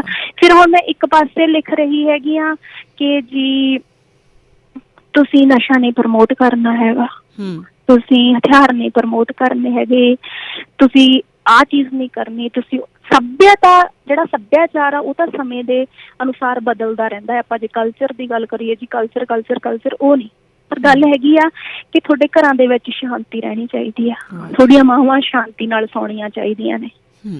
ਠੀਕ ਆ। ਤੇ ਉਹ ਚੀਜ਼ਾਂ ਜਿਹੜੀਆਂ ਨੇ ਉਹਨਾਂ ਦੇ ਮੱਦੇ ਨਜ਼ਰ ਜਿਹੜੀਆਂ ਮੇਰੀ ਜ਼ਿੰਦਗੀ ਦੀਆਂ ਘਟਨਾਵਾਂ ਜਾਂ ਮੇਰੇ ਆਸ-ਪਾਸ ਵਾਪਰਦੀਆਂ ਨੇ, ਮੈਂ ਉਹਨਾਂ ਨੂੰ ਲੈ ਕੇ, ਉਹਨਾਂ ਸਾਰੇ ਪਾਤਰਾਂ ਨੂੰ ਲੈ ਕੇ, ਉਹ ਸਾਰੀਆਂ ਚੀਜ਼ਾਂ ਲੈ ਕੇ ਤਾਂ ਮੈਂ ਹਮੇਸ਼ਾ ਉਹੀ ਲਿਖਣ ਦੀ ਕੋਸ਼ਿਸ਼ ਕਰਦੀ ਹਾਂ, ਉਹੀ ਫਿਲਮਾਉਣ ਦੀ ਕੋਸ਼ਿਸ਼ ਕਰਦੀ ਹਾਂ। ਤੇ ਇਸ ਲਈ ਸ਼ਾਇਦ ਸਪੀਡ ਵੀ ਮੇਰੀ ਥੋੜ੍ਹੀ ਜਿਹੀ ਘੱਟ ਹੈਗੀ ਆ, ਤੇ ਮੈਥੋਂ ਨਾ ਹਰ ਇੱਕ ਚੀਜ਼ ਫੜ ਕੇ ਕੰਮ ਜਿਹੜਾ ਆ ਉਹ ਕੀਤਾ ਨਹੀਂ ਜਾਂਦਾ। ਮੈਨੂੰ ਇਵੇਂ ਹੁੰਦਾ ਆ ਕਿ ਜੇ ਮੈਂ ਸਿਰਫ ਪੈਸੇ ਦੇ ਲਈ ਹੋਈ ਏਦਾਂ ਕਰ ਦਿੱਤਾ ਤਾਂ ਮੇਰਾ ਜ਼ਮੀਰ ਮੈਨੂੰ ਕੀ ਕਹੂਗਾ। ਹਨਾ, ਤੂੰ ਕੀ ਸੋਚ ਕੇ ਤੁਰੀ ਸੀਗੀ? ਤੂੰ ਤਾਂ ਇਹ ਸੋਚਿਆ ਸੀਗਾ ਕਿ ਕੁੜੀਆਂ ਨੂੰ ਮਾਹੌਲ ਮਿਲਣਾ ਚਾਹੀਦਾ, ਤੂੰ ਤਾਂ ਇਹ ਸੋਚਿਆ ਸੀਗਾ ਕਿ ਮੈਂ ਥੀਏਟਰ 'ਚ ਤਾਂ ਆਉਣਾ ਆ ਕਿ ਸਮਾਜ ਦੇ ਵਿੱਚ ਜਿਹੜੀਆਂ ਚੀਜ਼ਾਂ ਕੁਰੀਤੀਆਂ ਫੈਲੀਆਂ ਹੋਈਆਂ ਨੇ ਮੈਂ ਉਹਨਾਂ ਨੂੰ ਲੋਕਾਂ ਨੂੰ ਦੱਸ ਸਕਾਂ ਘੱਟੋ ਘੱਟ, ਤੇ ਮੈਂ ਬਦਲ ਨਹੀਂ ਸਕਦੀ ਹੈਗੀ। ਤੇ ਜੇ ਮੈਂ ਉਹ ਸਾਰੀਆਂ ਚੀਜ਼ਾਂ ਨਹੀਂ ਕਰੂੰਗੀ ਤਾਂ ਮੇਰੀ ਆਪਣੇ ਆਪ ਨਾਲ ਕੀਤੀਆਂ ਹੋਈਆਂ ਗੱਲਾਂ ਨਾਲ ਹੀ ਇਨਸਾਫ ਨਹੀਂ ਕਰ ਪਾਊਂਗੀ ਮੈਂ। ਵਾਹ ਜੀ ਵਾਹ, ਬਿਲਕੁਲ ਜੀ। ਠੀਕ ਆ। ਸਿਰਫ ਇਹ ਮੇਰੀ ਸੋਚ ਹੈਗੀ ਆ ਜੋ ਮੈਂ ਲਿਖਦੀ ਹਾਂ ਜਾਂ ਜੋ ਮੈਂ ਬਣਾਉਂਦੀ ਹਾਂ ਕਿ ਇਵੇਂ ਹੋਣਾ ਚਾਹੀਦਾ ਜਾਂ ਇਵੇਂ ਨਹੀਂ ਹੋਣਾ ਚਾਹੀਦਾ। ਜੀ ਬਿਲਕੁਲ ਜੀ। ਸਰੋਤਿਓ, ਤੁਸੀਂ ਸੁਣ ਰਹੇ ਹੋ ਪੰਜਾਬੀ ਰੇਡੀਓ USA ਤੇ ਬੜੀ ਮਾਇਨਾਜ਼ ਸ਼ਖਸੀਅਤ ਸਰਗੀ ਕੌਰ ਬੜਿੰਗ ਸਾਡੇ ਨਾਲ ਜੁੜੇ ਹੋਏ ਆ, ਜਿਨ੍ਹਾਂ ਦੀ ਮੁਹਾਰਤ ਆ ਡਾਇਰੈਕਸ਼ਨ ਲਾਈਨ ਦੇ ਵਿੱਚ ਵੀ ਬੜਾ ਕੁਛ ਡਾਇਰੈਕਟ ਕਰਦੇ ਰਹਿੰਦੇ ਆ, ਔਰ ਸਕ੍ਰਿਪਟ ਰਾਈਟਿੰਗ ਵੀ ਕਰਦੇ ਆ, ਇਹ ਸਕ੍ਰਿਪਟਸ ਲਿਖਦੇ ਆ ਮੂਵੀਜ਼ ਦੇ ਲਈ, ਡਾਇਲੌਗਸ ਲਿਖਦੇ ਆ ਪੰਜਾਬੀ ਫਿਲਮਾਂ ਦੇ ਲਈ। ਸੋ ਉਹਨਾਂ ਨਾਲ ਗੱਲਬਾਤ ਆ ਜਿਹੜੀ ਉਹ ਆਪਾਂ ਜਾਰੀ ਕਰਦੇ ਹਾਂ ਜੀ। ਸਰਗੀ ਜੀ, ਇੱਕ ਵਾਰ ਫਿਰ ਤੁਹਾਡਾ ਸਵਾਗਤ ਕਰਦੇ ਹਾਂ ਜੀ, ਜੀ ਆਇਆਂ ਆਖਦੇ ਹਾਂ। ਸ਼ੁਕਰਾਨਾ ਭੈਣ, ਬਹੁਤ ਬਹੁਤ ਤੁਹਾਡਾ ਜੀ। ਸਰਗੀ ਜੀ, ਤੁਸੀਂ ਕਾਫੀ ਡਾਇਰੈਕਸ਼ਨਸ ਦਿੱਤੀਆਂ ਹੈ ਗੀਤਾਂ ਨੂੰ, ਫਿਲਮਾਂ ਦੇ ਵਿੱਚ ਵੀ ਤੁਸੀਂ ਬਤੌਰ ਸਹਾਇਕ ਡਾਇਰੈਕਟਰ ਜਿਹੜਾ ਕਿ ਕੰਮ ਕੀਤਾ ਹੈ। ਸੋ ਕਦੇ ਕੋਈ ਭੁੱਲ ਯਾਦ, ਕੋਈ ਘਟਨਾ ਜਿਹਨੇ ਤੁਹਾਨੂੰ ਸਿਖਾਇਆ ਹੋਵੇ, ਸਮਝਾਇਆ ਹੋਵੇ, ਹਲੂਣਿਆ ਹੋਵੇ, ਉਹ ਜ਼ਰੂਰ ਸਾਡੇ ਨਾਲ ਸਾਂਝੀ ਕਰੋ। ਹਾਂਜੀ ਭੈਣ, ਵੈਸੇ ਤਾਂ ਕਹਿੰਦੇ ਹੁੰਦੇ ਜਦੋਂ ਤੁਸੀਂ ਕਿਸੇ ਵੀ ਜਗ੍ਹਾ ਤੇ ਕੰਮ ਕਰਦੇ ਹੋ ਜਾਂ ਤੁਸੀਂ ਇੱਕ ਜੋਬ ਤੇ ਵੀ ਜਾਂਦੇ ਹੋ ਤਾਂ ਹਰ ਰੋਜ਼ ਤੁਹਾਨੂੰ ਕੋਈ ਨਾ ਕੋਈ ਚੀਜ਼ ਸਿੱਖਣ ਨੂੰ ਹੀ ਮਿਲਦੀ ਆ। ਔਰ ਤੁਹਾਡੇ ਨਾਲ ਕੋਈ ਚੰਗੀ ਘਟਨਾ ਵਾਪਰਦੀ ਆ ਜਾਂ ਤੁਹਾਡੇ ਨਾਲ ਕੋਈ ਮਾੜੀ ਘਟਨਾ ਵਾਪਰਦੀ ਆ, ਉਹ ਹਮੇਸ਼ਾ ਤੁਹਾਨੂੰ ਕੁਛ ਨਾ ਕੁਛ ਸਿਖਾਉਂਦੀ ਆ। ਜੇ ਮਾੜੀ ਵਾਪਰਦੀ ਆ ਤਾਂ ਉਹ ਤੁਹਾਨੂੰ ਕਿਤੇ ਨਾ ਕਿਤੇ ਦੱਸਦੀ ਆ ਵੀ ਤੁਸੀਂ ਕਿੱਥੇ ਗਲਤ ਸੀਗੇ, ਹਨਾ, ਜਾਂ ਤੁਸੀਂ ਚੋਣ ਗਲਤ ਕੀਤੀ, ਠੀਕ ਆ ਨਾ। ਤੇ ਉਹ ਤੁਹਾਨੂੰ ਉਹ ਚੀਜ਼ ਸਿਖਾਉਂਦੀ ਹੈ। ਜਿਹੜੀ ਚੰਗੀ ਗੱਲ ਆ ਉਹਨੇ ਤਾਂ ਓਬਵੀਅਸਲੀ ਤੁਹਾਨੂੰ ਬਹੁਤ ਸਾਰੀਆਂ ਚੀਜ਼ਾਂ ਸਿਖਾ ਕੇ ਜਾਣੀਆਂ ਨੇ, ਠੀਕ ਹੈ ਨਾ। ਤਾਂ ਮੈਂ ਇੱਥੇ ਇੱਕ ਹੋਰ ਵੀ ਚੀਜ਼ ਕਹੂੰਗੀ ਵੀ ਜੇ ਤੁਹਾਡੇ ਕਿਤੇ ਤੁਹਾਡੇ ਨਾਲ ਕੋਈ ਮਾੜੀ ਘਟਨਾ ਵਾਪਰਦੀ ਆ, ਮਾੜਾ ਹਾਦਸਾ ਹੁੰਦਾ ਆ, ਤਾਂ ਉਹਨੂੰ ਤੁਸੀਂ ਨਾ ਦਿਲ ਤੇ ਨਾ ਲਾਓ, ਲੱਗ ਜਾਂਦਾ ਆ, ਪਰ ਇਹ ਸੋਚੋ, ਕਿਤੇ ਨਾ ਕਿਤੇ ਬੈਠ ਕੇ ਚਿੰਤਨ ਕਰੋ ਵੀ ਇਹ ਜੋ ਹੋਇਆ ਆ ਇਹ ਬਹੁਤ ਚੰਗਾ ਹੋਇਆ, ਠੀਕ ਹੈ ਨਾ। ਤੁਸੀਂ ਘੱਟੋ ਘੱਟ ਇੱਕ ਅਸਲੀਅਤ ਦੇ ਰੂਬਰੂ ਤਾਂ ਹੋਏ ਹੋ ਨਾ, ਠੀਕ ਆ। ਇਵੇਂ ਹੁੰਦੀਆਂ ਰਹਿੰਦੀਆਂ ਨੇ। ਜਿਵੇਂ ਮੈਂ ਇੱਕ ਫਿਲਮ ਕੀਤੀ ਸੀਗੀ, ਇਹ ਗੱਲ ਜ਼ਿਕਰ ਕਰਨ ਵਾਲੀ ਹੈਗੀ ਆ ਕਿਉਂਕਿ ਜ਼ਿਆਦਾਤਰ ਉਹ ਲੋਕ ਬਦਨਾਮ ਹੋ ਜਾਂਦੇ ਨੇ ਜਿਨ੍ਹਾਂ ਨੇ ਇਨਵੈਸਟਮੈਂਟ ਕੀਤੀ ਹੋਈ ਹੁੰਦੀ ਆ ਜਾਂ ਜਿਹੜੇ ਵੱਡੇ ਨਾਮ ਹੁੰਦੇ ਨੇ, ਜਦ ਕਿ ਉਹਨਾਂ ਤੱਕ ਇਹ ਗੱਲਾਂ ਪਹੁੰਚੀਆਂ ਵੀ ਨਹੀਂ ਹੁੰਦੀਆਂ ਹੈਗੀਆਂ। ਮੈਂ ਇੱਕ ਫਿਲਮ ਕੀਤੀ, ਉਹ ਫਿਲਮ ਦੇ ਵਿੱਚ ਮੈਨੂੰ ਲੱਗਦਾ ਮੈਂ ਮਹੀਨਾ ਕੁ ਪਹਿਲਾਂ ਤਾਂ ਚਲੀ ਗਈ ਸੀਗੀ ਜੀ, ਪ੍ਰੀ ਪ੍ਰੋਡਕਸ਼ਨ ਦੇ ਵਿੱਚ, ਤੇ ਸਵੇਰੇ ਉੱਠ ਕੇ ਜਾਣਾ, ਰਾਤ ਨੂੰ 12-12 1-1 ਵਜੇ ਤੱਕ ਜਾਣਾ। ਹੁਣ ਜਦੋਂ ਕੋਈ ਕੁੜੀ ਕਿਸੇ ਸੈੱਟ ਤੇ ਕੰਮ ਕਰਨ ਜਾਂਦੀ ਆ, ਕਿਤੇ ਵੀ ABCD, ਚਾਹੇ ਆਪਾਂ ਆਫਿਸ 'ਚ ਵੀ ਜਾਈਏ, ਤਾਂ ਸਭ ਤੋਂ ਪਹਿਲਾਂ ਗੱਲ ਇਹ ਨਹੀਂ ਦੇਖਦੇ ਹੈਗੇ ਸਾਡੇ ਇੱਥੇ ਵੀ ਉਹਨੂੰ ਕੰਮ ਕਿੰਨਾ ਕੁ ਆਉਂਦਾ ਆ, ਠੀਕ ਆ ਨਾ। ਉਹ ਪ੍ਰੋਜੈਕਟ ਨੂੰ ਜਾਂ ਕੰਮ ਨੂੰ ਵਧਾਉਣ ਲਈ ਕਿੱਥੇ ਤੱਕ, ਉਹ ਇਹ ਦੇਖਦੇ ਆ ਵੀ ਯਾਰ ਕੁੜੀ ਆ, ਦਿਲ ਜਿਹਾ ਲੱਗਿਆ ਰਹੂ, ਹਨਾ, ਕੁੜੀ ਆ, ਚਿੱਤ ਜਿਹਾ ਲੱਗਿਆ ਰਹੂ।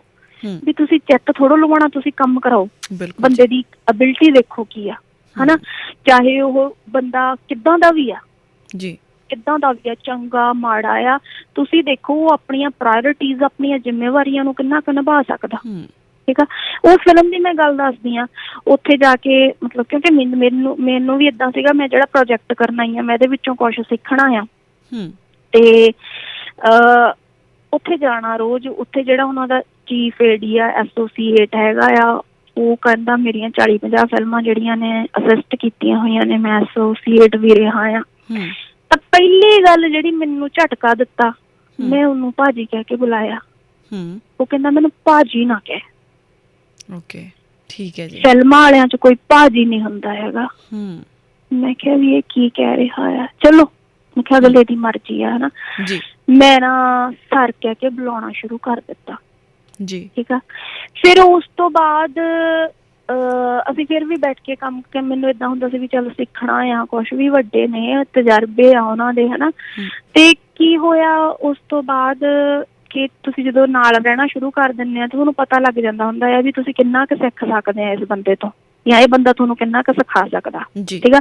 ਤੇ ਮੇਰਾ ਉਹ ਸੁਭਾਅ ਆ ਕਿ ਜਿੱਥੇ ਮੈਨੂੰ ਲੱਗਦਾ ਹੋਵੇ ਇਹ ਬੰਦਾ ਮੈਨੂੰ ਕੁਛ ਨਹੀਂ ਸਿਖਾ ਸਕਦਾ, ਇਹ ਸਿਰਫ ਆਪਣੀ ਪ੍ਰਧਾਨਗੀ ਘੋਟ ਰਿਹਾ ਆ, ਤੇ ਮੈਨੂੰ ਲੱਗਦਾ ਹੋਵੇ ਵੀ ਮੈਂ ਆਪੇ ਹੀ ਕਰ ਕਰਕੇ ਸਿੱਖਣਾ ਆ, ਫਿਰ ਮੈਂ ਉੱਥੇ ਟਾਈਮ ਵੇਸਟ ਨਹੀਂ ਕਰਦੀ ਹੁੰਦੀ।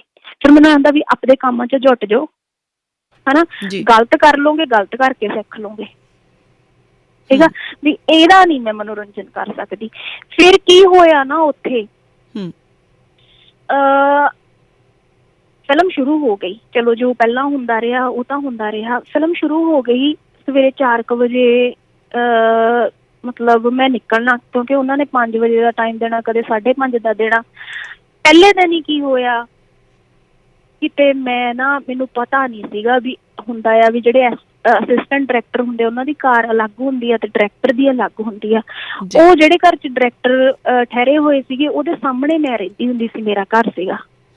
ਤੇ ਉੱਥੋਂ ਜਦੋਂ ਮੈਂ ਨਿਕਲੀ, ਉਹ ਨਿਕਲਣ ਲੱਗੇ ਤਾਂ ਉਹਨਾਂ ਨੇ ਮੈਨੂੰ ਕਹਿਤਾ ਤੂੰ ਜਾਣਾ ਆ? ਮੈਂ ਕਿਹਾ ਹਾਂਜੀ, ਤੇ ਮੈਂ ਉਹਨਾਂ ਨਾਲ ਬੈਠ ਕੇ ਚਲੀ ਗਈ।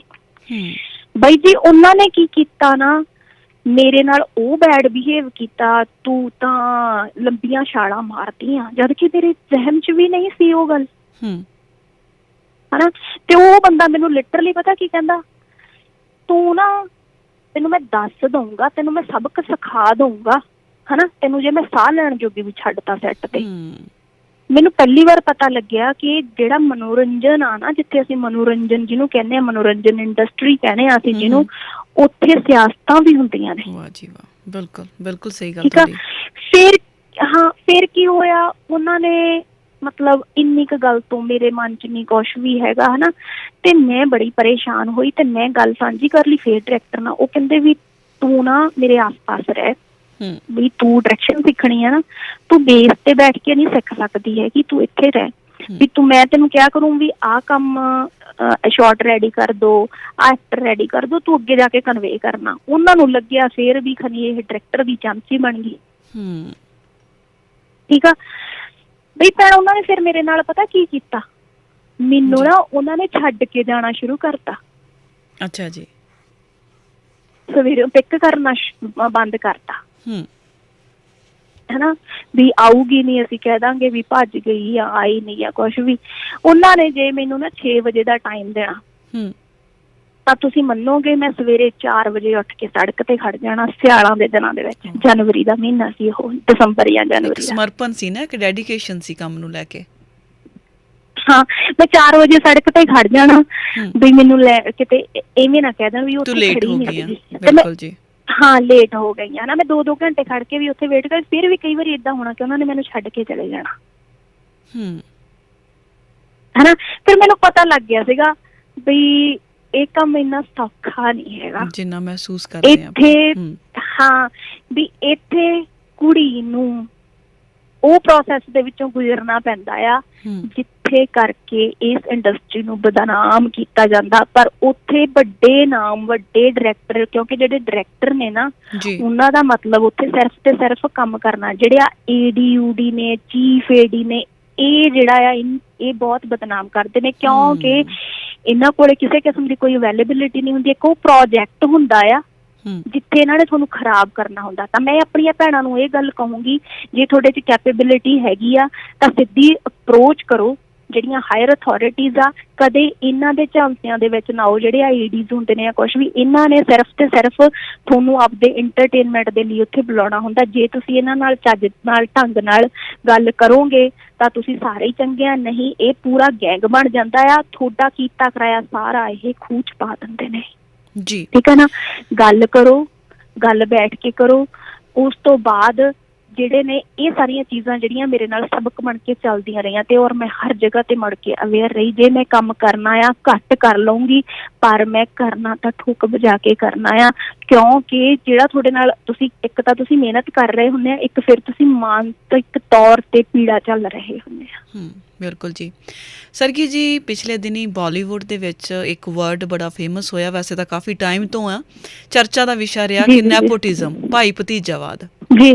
ਸੋ ਭਾਈ ਭਤੀਜਾਵਾਦ ਵੀ, ਤੇ ਇਹਦੇ ਨਾਲ ਜਿਵੇਂ ਤੁਸੀਂ ਹੁਣੇ ਗੱਲ ਕਹੀ ਕਿ ਤੁਸੀਂ ਐਂਟਰਟੇਨ ਕਰਦੇ ਹੋ ਕਿਸੇ ਨੂੰ ਤਾਂ ਤੁਸੀਂ ਚੰਗੇ ਹੋ, ਤੁਹਾਨੂੰ ਬ੍ਰੇਕ ਵੀ ਮਿਲ ਜਾਂਦੀ ਆ। ਕੀ ਐਵੇਂ ਦਾ ਹਿਸਾਬ ਕਿਤਾਬ ਪੰਜਾਬੀ ਫਿਲਮ ਇੰਡਸਟਰੀ ਵਿੱਚ ਵੀ ਹੈ? ਆਪਾਂ ਕਿਤੇ ਨਾ ਕਿਤੇ ਕਹਿ ਸਕਦੇ ਆ ਵੀ ਹੈਗਾ ਆ। ਮਾਫੀਆ ਬੈਠਾ ਕਿਤੇ ਨਾ ਕਿਤੇ ਬੈਠਾ, ਕਿਉਂਕਿ ਇੱਥੇ ਵੀ ਗਰੁੱਪ ਬਣ ਗਏ ਨੇ। ਬਿਲਕੁਲ। ਠੀਕ ਆ, ਜਿਵੇਂ ਮੈਨੂੰ ਨਾਮ ਲੈ ਕੇ ਤਾਂ ਖੈਰ ਨਹੀਂ ਗੱਲ ਕਰਨੀ ਚਾਹੀਦੀ, ਬਟ ਸਟਿਲ ਹਨਾ, ਜਿਵੇਂ ਥੀਏਟਰ ਡਿਪਾਰਟਮੈਂਟ ਚੋਂ ਆਏ ਹੋਏ ਡਾਇਰੈਕਟਰਸ ਨੇ, ਉਹਨਾਂ ਨੇ ਅਲੱਗ ਬਣਾ ਲਏ ਹੋਏ ਨੇ। ਸਿੰਗਿੰਗ ਵਾਲੇ ਪਾਸਿਓਂ ਆਏ ਹੋਏ ਨੇ, ਉਹਨਾਂ ਨੇ ਅਲੱਗ ਬਣਾ ਲਏ ਹੋਏ ਨੇ। ਕੁਛ ਬੰਬੇ ਤੋਂ ਸਿੱਖ ਕੇ ਆਏ ਹੋਏ ਨੇ, ਉਹਨਾਂ ਨੇ ਅਲੱਗ ਬਣਾ ਲਏ ਹੋਏ ਨੇ। ਮਤਲਬ 3-4 ਧੜੇ ਬਣ ਗਏ ਹੋਏ ਆ। ਫਿਰ ਉਹ 3-4 ਧੜਿਆਂ ਵਾਲੇ ਕੀ ਕਰਦੇ ਨੇ, ਉਹਨਾਂ ਨੇ ਜਿਹੜੇ ਇੱਕ ਆਰਟਿਸਟ ਲਏ ਹੋਏ ਉਹਨਾਂ ਤੋਂ ਹੀ ਕੰਮ ਕਰਾਉਣਾ, ਜਿਹੜਾ ਦੂਜੇ ਨਾਲ ਕਰਿਆ ਆ ਉਹ ਤੋਂ ਕੰਮ ਨਹੀਂ ਕਰਾਉਣਾ, ਇੱਕ ਰਾਈਟਰ ਦੂਜੇ ਨਾਲ ਕਰਿਆ ਆ ਉਹ ਤੋਂ ਕੰਮ ਨਹੀਂ ਕਰਾਉਣਾ। ਰਾਦਰ ਦੈਨ ਇਹ ਸੋਚਣ ਤੇ ਵੀ ਇਹ ਤਾਂ ਸਾਂਝਾ ਕੰਮ ਆ, ਕੋਈ ਕਿਸੇ ਦੇ ਵੀ ਸੈੱਟ ਤੇ ਜਾ ਸਕਦਾ ਆ ਜੀ। ਬਿਲਕੁਲ ਜੀ। ਠੀਕ ਹੈ ਨਾ। ਫਿਰ ਜਿਹੜੇ ਬੰਦਿਆਂ ਨੂੰ, ਜਿਹੜੇ ਬੰਦੇ, ਮੈਂ ਇੱਥੇ ਵੀ ਇਹ ਗੱਲ ਕਹੂੰਗੀ ਵੀ ਜਿਹੜੇ ਬੰਦੇ ਤੁਹਾਨੂੰ ਖੁਸ਼ ਕਰਦੇ ਨੇ, ਠੀਕ ਹੈ ਨਾ, ਫਾਲਤੂ ਦੇ ਵਿੱਚ ਝੂਠ ਪਤਾ, ਨਹੀਂ ਬਾਈ ਜੀ ਤੁਸੀਂ ਤਾਂ ਐਂ ਹੋ, ਬਾਈ ਜੀ ਤੁਸੀਂ ਤਾਂ ਬਸ ਰੱਬ ਹੀ ਹੋ, ਉੱਥੇ ਖੁਸ਼ ਹੋ ਜਾਣਾ ਹੈ। ਤੁਹਾਨੂੰ ਇਹ ਨਹੀਂ ਮਤਲਬ ਵੀ ਉਹ ਬੰਦਾ ਕੰਮ ਕਰਦਾ ਕਿ ਨਹੀਂ ਕਰਦਾ, ਉਹਦੇ 'ਚ ਕੋਈ ਕੈਪੇਬਿਲਿਟੀ ਹੈਗੀ ਆ ਕਿ ਨਹੀਂ ਹੈਗੀ, ਠੀਕ ਆ, ਤੁਸੀਂ ਉਹਦੇ ਹੀ ਹੋ ਜਾਂਦੇ ਹੋ, ਠੀਕ ਆ।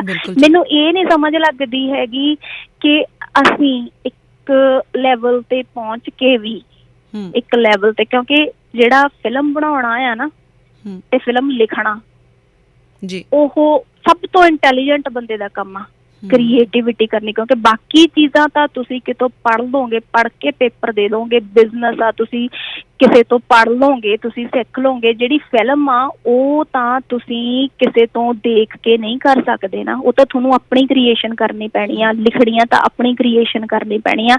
ਤਾਂ ਤੁਹਾਡੀ ਸੋਚ ਕਿੰਨੇ ਉੱਪਰਲੇ ਦਰਜੇ ਦੀ ਹੋ ਜਾਂਦੀ ਹੈ। ਮੀਨਜ਼ ਤੁਸੀਂ ਆਹ ਦੁਨੀਆ ਦੇ ਵਿੱਚੋਂ ਸਾਰੀ ਚੋਂ ਨਿਕਲ ਜਾਂਦੇ ਹੋ ਤੇ ਇੱਕ ਵੱਖਰੇ ਇਨਸਾਨ ਹੁੰਦੇ ਆ, ਠੀਕ ਆ। ਜੋ ਵੱਖਰਾ ਇਨਸਾਨ ਵੀ ਸਿਰਫ ਤੇ ਸਿਰਫ ਇਹ ਭਾਲੂਗਾ ਕਿ ਮੇਰੇ ਚੇਲੇ ਬਾਲ ਕੇ ਹੋਣ ਜਾਂ ਜੋ ਮੇਰੇ ਘਰ ਪਰਿਵਾਰ ਦੇ ਵਿੱਚੋਂ ਹੀ ਹੈਗੇ ਆ ਉਹਨਾਂ ਨੂੰ ਹੀ ਮਿਲੇ ਸਾਰਾ ਕੁਛ। ਜਿਵੇਂ ਮੈਂ ਅੱਜ PTC ਫਿਲਮ ਅਵਾਰਡ ਦੇਖ ਰਹੀ ਸੀ, ਉੱਥੇ ਇੱਕ ਨੋਮੀਨੇਸ਼ਨ ਸੀਗੀ ਜੀ, ਠੀਕ ਆ ਨਾ। ਉਹ ਨੋਮੀਨੇਸ਼ਨ ਜਿਹੜੀ ਆ ਉਹ ਕਿਤੇ ਦਿਖਾਈ ਹੋਈ ਨਹੀਂ ਉਹਨਾਂ ਨੇ ਕਿ ਇਹਦੇ ਤੋਂ ਇਲਾਵਾ ਹੋਰ ਕੌਣ ਕੌਣ ਨੋਮੀਨੇਟ ਸੀ। ਉਹ ਸਿੱਧਾ ਹੀ ਚੱਕ ਕੇ ਉਸ ਆਰਟਿਸਟ ਨੂੰ ਅਵਾਰਡ ਦੇ ਦਿੱਤਾ, ਕਿਉਂਕਿ ਉਹ ਜਾਣਾ ਹੀ ਉੱਥੇ ਸੀਗਾ। ਬਿਲਕੁਲ ਜੀ, ਉਹਦੇ ਲਈ ਬੰਦਾ ਹੀ ਇੱਕ ਸੀਗਾ, ਖਿਡਾਰੀ ਇੱਕ ਸੀ। ਹਾਂ, ਖਿਡਾਰੀ ਹੀ ਇੱਕ ਚੁਣਿਆ ਹਨਾ, ਤੇ ਬਾਕੀ ਦੇ ਕਿੰਨੇ ਡੀਮੋਰਲਾਈਜ਼ ਹੁੰਦੇ ਨੇ ਜੀ। ਬਿਲਕੁਲ ਜੀ, ਬਿਲਕੁਲ ਸਹੀ ਗੱਲ ਆ ਤੁਹਾਡੀ। ਸਰਗੀ ਜੀ, ਕਿਤੇ ਨਾ ਕਿਤੇ ਰੀਅਲ ਟੈਲੈਂਟ ਆ ਜਿਹੜਾ ਉਹ ਪ੍ਰਭਾਵਿਤ ਜ਼ਰੂਰ ਹੁੰਦਾ। ਜਿੰਨੀਆਂ ਵੀ ਤੁਸੀਂ ਗੱਲਾਂ ਦੱਸੀਆਂ ਸੈੱਟ ਤੋਂ ਲੈ ਕੇ ਅਵਾਰਡਸ ਤੱਕ ਦੀਆਂ, ਉਹਦੇ ਵਿੱਚ ਮੈਂ ਇਹੀ ਮਹਿਸੂਸ ਕੀਤਾ ਕਿ ਕਿਤੇ ਨਾ ਕਿਤੇ ਉਹ ਫਨਕਾਰ, ਭਾਵੇਂ ਉਹ ਲਿਖਣਾ ਜਾਣਦਾ, ਗਾਉਣਾ ਜਾਣਦਾ, ਉਹ ਡਾਂਸ ਵਿੱਚ ਆ ਜਾਂ ਸਕ੍ਰਿਪਟ ਰਾਈਟਿੰਗ ਵਿੱਚ ਆ ਜਾਂ ਡਾਇਰੈਕਸ਼ਨ ਵਿੱਚ ਆ, ਕਿਤੇ ਨਾ ਕਿਤੇ ਉਹਦੇ ਨਾਲ ਧੱਕਾ ਜਿਹੜਾ ਉਹ ਕਾਫੀ ਟਾਈਮ ਤੋਂ ਵੈਸੇ ਤਾਂ ਮੈਂ ਕਹੂੰਗੀ ਹੁੰਦਾ ਆ ਰਿਹਾ ਹੈ। ਸੋ ਸਰਗੀ ਜੀ, ਇੱਕ ਚੀਜ਼ ਹੋਰ ਦੱਸਦੇ ਜਾਓ ਕਿ ਅੱਜ ਕੱਲ੍ਹ ਜਿਹੜੀ ਹਨੇਰੀ ਝੁੱਲੀ ਹੋਈ ਆ, ਮੈਂ ਇਹ ਨਹੀਂ ਕਹੂੰਗੀ ਕਿ ਅੱਜ ਕੱਲ੍ਹ ਝੁੱਲੀ ਆ, ਜਦ ਤੋਂ ਸੰਗੀਤ ਬਣਿਆ, ਜਦ ਤੋਂ ਗੀਤਕਾਰੀ ਬਣੀ ਆ, ਉਦੋਂ ਤੋਂ ਹੀ ਚੰਗਾ ਮਾੜਾ ਸੱਭਿਅਕ ਜਿਹੜਾ ਚੱਲਦਾ ਆ ਰਿਹਾ। ਅਤੇ ਮਹਿਸੂਸ ਕਰਦੇ ਹੋ ਤੁਸੀਂ ਕਿ ਗੀਤਾਂ ਦਾ, ਬੋਲਾਂ ਦਾ ਜਾਂ ਵੀਡੀਓ ਦਾ ਅਸਰ ਜਿਹੜਾ ਸਾਡੇ ਨੌਜਵਾਨ ਬੱਚੇ ਬੱਚੀਆਂ 'ਤੇ ਹੁੰਦਾ ਹੈ? ਜੇ ਹੁੰਦਾ ਹੈ ਤਾਂ ਕਿਸ ਤਰੀਕੇ ਦਾ ਹੁੰਦਾ ਹੈ?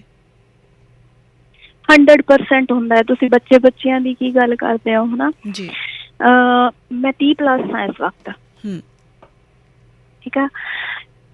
ਮੇਰੇ ਨਾਲ ਨਾ ਮੇਰੇ ਇੱਕ ਮਿੱਤਰ ਬੈਠੇ ਤੇ ਗਾਣਾ ਚੱਲੇ ਕੋਈ ਆਹ ਗੋਲੀਆਂ ਵਜਾਉਣ ਤਾੜ ਤੁੜ ਕਰਕੇ ਵਾਲਾ ਹਨਾ ਜੀ, ਸ਼ਾਇਦ ਅੰਮ੍ਰਿਤ ਮਾਨ ਹੋਰਾਂ ਦਾ ਸੀਗਾ ਉਹ ਗਾਣਾ। ਤੇ ਉਹ ਮੁੰਡਾ ਪਤਾ ਕੀ ਬੋਲਿਆ, ਕਹਿੰਦਾ DJ ਲੱਗਿਆ ਹੋਵੇ ਤੇ ਆਹ ਗਾਣਾ ਚੱਲਦਾ ਹੋਵੇ ਤੇ ਮੇਰੇ ਕੋਲੇ ਨਾ ਫਲਾਨੀ ਚੀਜ਼ ਰਿਵਾਲਵਰ ਪਤਾ ਨੀ ਕਿਹਦਾ ਨਾਮ ਲਿਆ ਤੇ ਮੈਂ ਤਾੜ ਗੋਲੀਆਂ ਚਲਾਵਾਂ, ਸਵਾਦ ਆ ਜਾਵੇ। ਦੇਖੋ ਤੁਸੀਂ, ਮੈਂ ਹੈਰਾਨ ਸੀਗੀ ਬਈ ਜੀ 30+ ਮਤਲਬ ਬੰਦਾ ਇਹ ਗੱਲ ਕਰ ਰਿਹਾ ਤੇ ਜਿਹੜਾ 15-18 ਸਾਲ ਦਾ ਆ ਉਹ ਕਿੰਨਾ ਪ੍ਰਭਾਵਿਤ ਹੁੰਦਾ ਹੋਊਗਾ। ਉਹਦੀ ਮਾਨਸਿਕਤਾ ਤਾਂ ਬੜੀ ਛੋਟੀ ਹੁੰਦੀ ਆ, ਬੱਚਿਆਂ ਵਾਲੀ ਹੁੰਦੀ ਆ, ਬਹੁਤ ਛੋਟੀ ਹੁੰਦੀ ਆ। ਉਹ ਤਾਂ ਜੇ ਕਿਸੇ ਨੇ 5 ਰੁਪਏ ਦਾ ਪੈਨ ਲਿਆ ਆ ਤੇ ਉਹ ਤਾਂ 15 ਦਾ ਲੈਂਦੇ ਨੇ ਜਾ ਕੇ, ਵੀ ਫਲਾਨਿਆਂ ਦੇ ਜਵਾਕ ਨੇ 50 ਦਾ ਲਿਆ, ਮੈਂ ਤਾਂ ਸਕੂਲ ਜਾਊਂ ਜੇ ਉਹ 15 ਦਾ ਲੈ ਕੇ ਦਊਂਗੇ ਤਾਂ ਵਾਹ ਜੀ ਵਾਹ। ਠੀਕ ਆ ਨਾ। ਜੇ ਸਾਨੂੰ ਕੋਈ ਚੀਜ਼ ਪੜ੍ਹ ਲਿਖ ਕੇ ਦੇਖ ਕੇ ਰੋਣਾ ਆਉਂਦਾ ਆ, ਹਾਸਾ ਆਉਂਦਾ ਆ, ਤਾਂ ਜਿਹੜੀਆਂ ਸਾਨੂੰ ਗੋਲੀਆਂ, ਚਿੱਟਾ, ਬੰਦੂਕਾਂ, ਗੱਡੀਆਂ, ਰੇਂਜਾਂ, ਬ੍ਰਾਂਡ, ਉਹਦਾ ਅਸਰ ਨਹੀਂ ਹੁੰਦਾ ਹੋਊਗਾ। ਬਿਲਕੁਲ ਸਹੀ ਗੱਲ ਜੀ ਹੁੰਦਾ ਆ, ਬਿਲਕੁਲ ਠੀਕ ਆ ਨਾ। ਕਹਿੰਦੇ ਆ ਜਿਵੇਂ ਹੁਣ ਆਪਾਂ ਪਹਿਲਾਂ ਜੀ, ਬਿਲਕੁਲ ਜੀ ਕੰਟੀਨਿਊ ਕਰੋ ਤੁਸੀਂ। ਜਿਵੇਂ ਆਪਾਂ ਕਹਿੰਦੇ ਹਾਂ ਜੀ ਸਾਡਾ ਕਲਚਰ ਆ ਜੀ, ਸਾਡਾ ਪਹਿਲਾਂ ਘੜਿਆਂ ਦਾ ਹੁੰਦਾ ਸੀ, ਖੂਹਾਂ ਦਾ ਹੁੰਦਾ ਸੀ, ਉਹ ਬਿੰਬ ਯੂਜ਼ ਹੁੰਦੇ ਸੀਗੇ। ਹੁਣ ਜੀ ਟੋਮੀ ਅਰਮਾਨੀ ਦਾ ਹੋ ਗਿਆ ਹੋਇਆ ਆ, ਪਰ ਟੋਮੀ ਅਰਮਾਨੀ ਦੀ ਔਕਾਤ ਤਾਂ ਨਹੀਂ ਸਾਰਿਆਂ ਦੀ ਹੋਈ ਹੈਗੀ, ਠੀਕ ਆ।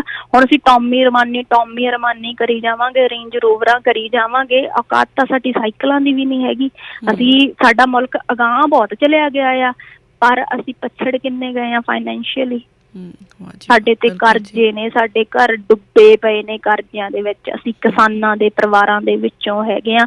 ਸਾਡੀ ਹੈਗੀ ਆ, ਅਸੀਂ ਜਵਾਕ ਆਪਦੇ ਜ਼ਰੂਰ ਵੱਡੇ ਸਕੂਲਾਂ 'ਚ ਪੜ੍ਹਾ ਰਹੇ ਹਾਂ ਤਾਂ ਜੋ ਇਹਨਾਂ ਦਾ ਕੋਈ ਭਵਿੱਖ ਬਣ ਜਾਵੇ, ਪਰ ਸਾਡੇ ਬੱਚੇ ਆ ਜਿਹੜੇ, ਉਹਨਾਂ ਨੂੰ ਬਿਲਕੁਲ ਨਹੀਂ ਪਤਾ ਵੀ ਅਸੀਂ ਕਿਹੋ ਜਿਹੇ ਹਾਲਾਤਾਂ 'ਚ ਪੜ੍ਹ ਰਹੇ ਹਾਂ। ਉਹ ਚੀਜ਼ਾਂ ਦੇਖ ਰਹੇ ਆ, ਸੁਣ ਰਹੇ ਆ, ਪ੍ਰਭਾਵਿਤ ਹੋ ਰਹੇ ਆ, ਤੇ ਆਪਣੇ ਮਾਂ-ਬਾਪ ਨੂੰ ਉਹ ਫੋਰਸ ਕਰਦੇ ਨੇ, ਤੇ ਫਿਰ ਮਾਂ-ਬਾਪ ਵੀ ਮਜਬੂਰ ਹੋ ਜਾਂਦੇ ਨੇ, ਤੇ ਘਰਾਂ ਦੇ ਵਿੱਚ ਇਹਨਾਂ ਚੀਜ਼ਾਂ ਦਾ ਬਹੁਤ ਬੁਰਾ ਅਸਰ ਪੈਂਦਾ ਆ। ਬੱਚੇ ਬਾਗੀ ਹੁੰਦੇ ਆ ਜੇ ਨਹੀਂ ਲੈ ਕੇ ਦਿੰਦੇ, ਜੇ ਲੈ ਕੇ ਦਿੰਦੇ ਨੇ ਤਾਂ ਮਾਂ-ਬਾਪ ਦੀਆਂ ਜਿਹੜੀਆਂ ਹਾਲਤਾਂ ਨੇ ਉਹ ਖਰਾਬ ਹੁੰਦੀਆਂ ਨੇ।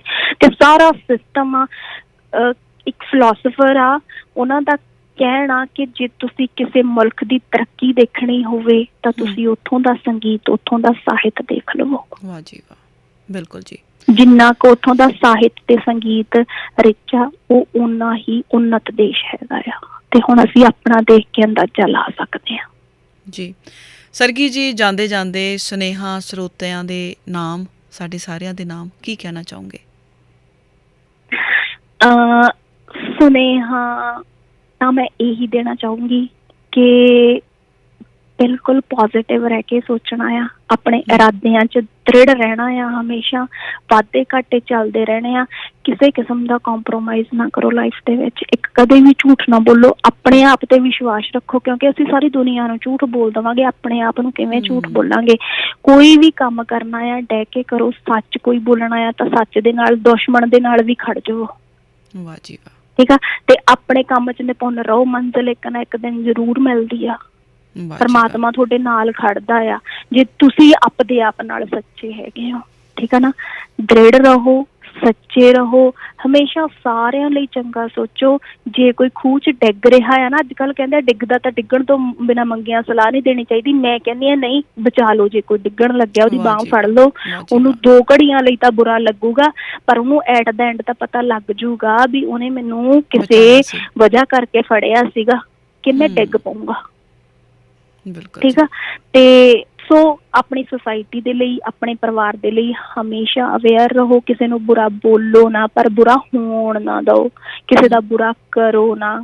ਠੀਕ ਆ, ਹਮੇਸ਼ਾ ਆਪਣੇ ਇਰਾਦੇ 'ਚ ਦ੍ਰਿੜ ਰਹੋ। ਜੀ ਬਿਲਕੁਲ ਜੀ। ਜੀ ਮੈਂ ਜੋਤਰਨਜੀਤ ਭੈਣ ਜੀ ਤੇ ਪੰਜਾਬੀ ਰੇਡੀਓ USA ਦਾ ਬਹੁਤ ਜ਼ਿਆਦਾ ਧੰਨਵਾਦ ਕਰਦੀ ਹਾਂ ਕਿ ਉਹਨਾਂ ਨੇ ਮੈਨੂੰ ਮੌਕਾ ਦਿੱਤਾ ਇੱਥੇ ਆ ਕੇ ਬੋਲਣ ਦਾ, ਸਰੋਤਿਆਂ ਦੇ ਰੂਬਰੂ ਹੋਣ ਦਾ ਤੇ ਮਨ ਦੀਆਂ ਗੱਲਾਂ ਕਰਨ ਦਾ। ਕਿਉਂਕਿ ਜਿਹੜੇ ਸਾਡਾ ਮੀਡੀਆ ਹੁੰਦਾ ਆ, ਸਾਡਾ ਇਹ ਬਹੁਤ ਸਟਰੋਂਗ ਸੋਰਸ ਹੁੰਦਾ ਆ ਕਿ ਜਿਹੜੀਆਂ ਸਾਡੀਆਂ ਗੱਲਾਂ ਨੇ, ਸਾਡੇ ਤਜਰਬੇ ਨੇ, ਉਹ ਦੁਨੀਆ ਤੱਕ ਪਹੁੰਚਣ, ਤਾਂ ਜੋ ਜਿਹੜੀਆਂ ਚੀਜ਼ਾਂ ਦੇ ਵਿੱਚੋਂ ਇੱਕ ਬੰਦਾ ਨਿਕਲਿਆ ਆ, ਉਹ ਦੂਜਾ ਬੰਦਾ ਉਸ ਟੋਏ ਦੇ ਵਿੱਚ ਦੀ ਡਿੱਗ ਕੇ, ਉਹਨਾਂ ਅੜਚਣਾਂ ਦੇ ਵਿੱਚ ਦੀ ਹੋ ਕੇ ਨਾ ਜਾਵੇ, ਉਹਦੀ ਜ਼ਿੰਦਗੀ ਥੋੜ੍ਹੀ ਜਿਹੀ ਸੌਖੀ ਤੇ ਸਮੂਦ ਰਵੇ। ਔਰ ਦੂਜੀ ਗੱਲ ਹੈਗੀ ਆ, ਜਿਹੜੇ ਇਹੋ ਜਿਹੇ ਪ੍ਰੋਗਰਾਮ ਹੁੰਦੇ ਆ, ਕੋਈ ਵੀ ਪ੍ਰੋਗਰਾਮ ਹੁੰਦੇ ਆ, ਚਾਹੇ ਉਹ ਗੀਤ ਦਾ, ਸੰਗੀਤ ਦਾ, ਸਾਹਿਤ ਦਾ, ਜਾਂ ਕੋਈ ਵੀ ਕਿਸੇ ਵੀ ਵਿਸ਼ੇ ਦੇ ਉੱਤੇ ਹੋਵੇ, ਉਹ ਹਰ ਇੱਕ ਪ੍ਰੋਗਰਾਮ ਜਿਹੜਾ ਇੱਕ ਮਾਇਨੇ ਰੱਖਦਾ ਹੁੰਦਾ ਆ, ਤੇ ਉਹਦਾ ਇੱਕ ਮਤਲਬ ਸਮਝ ਕੇ, ਉਹਦੇ ਪਿੱਛੇ ਦੀ ਜਿਹੜੀ ਹੈਗੀ ਆ ਮਤਲਬ ਸਬ ਟੈਕਸਟ ਸਮਝ ਕੇ ਉਹਨਾਂ ਪ੍ਰੋਗਰਾਮਾਂ ਨੂੰ ਦੇਖੋ, ਤੇ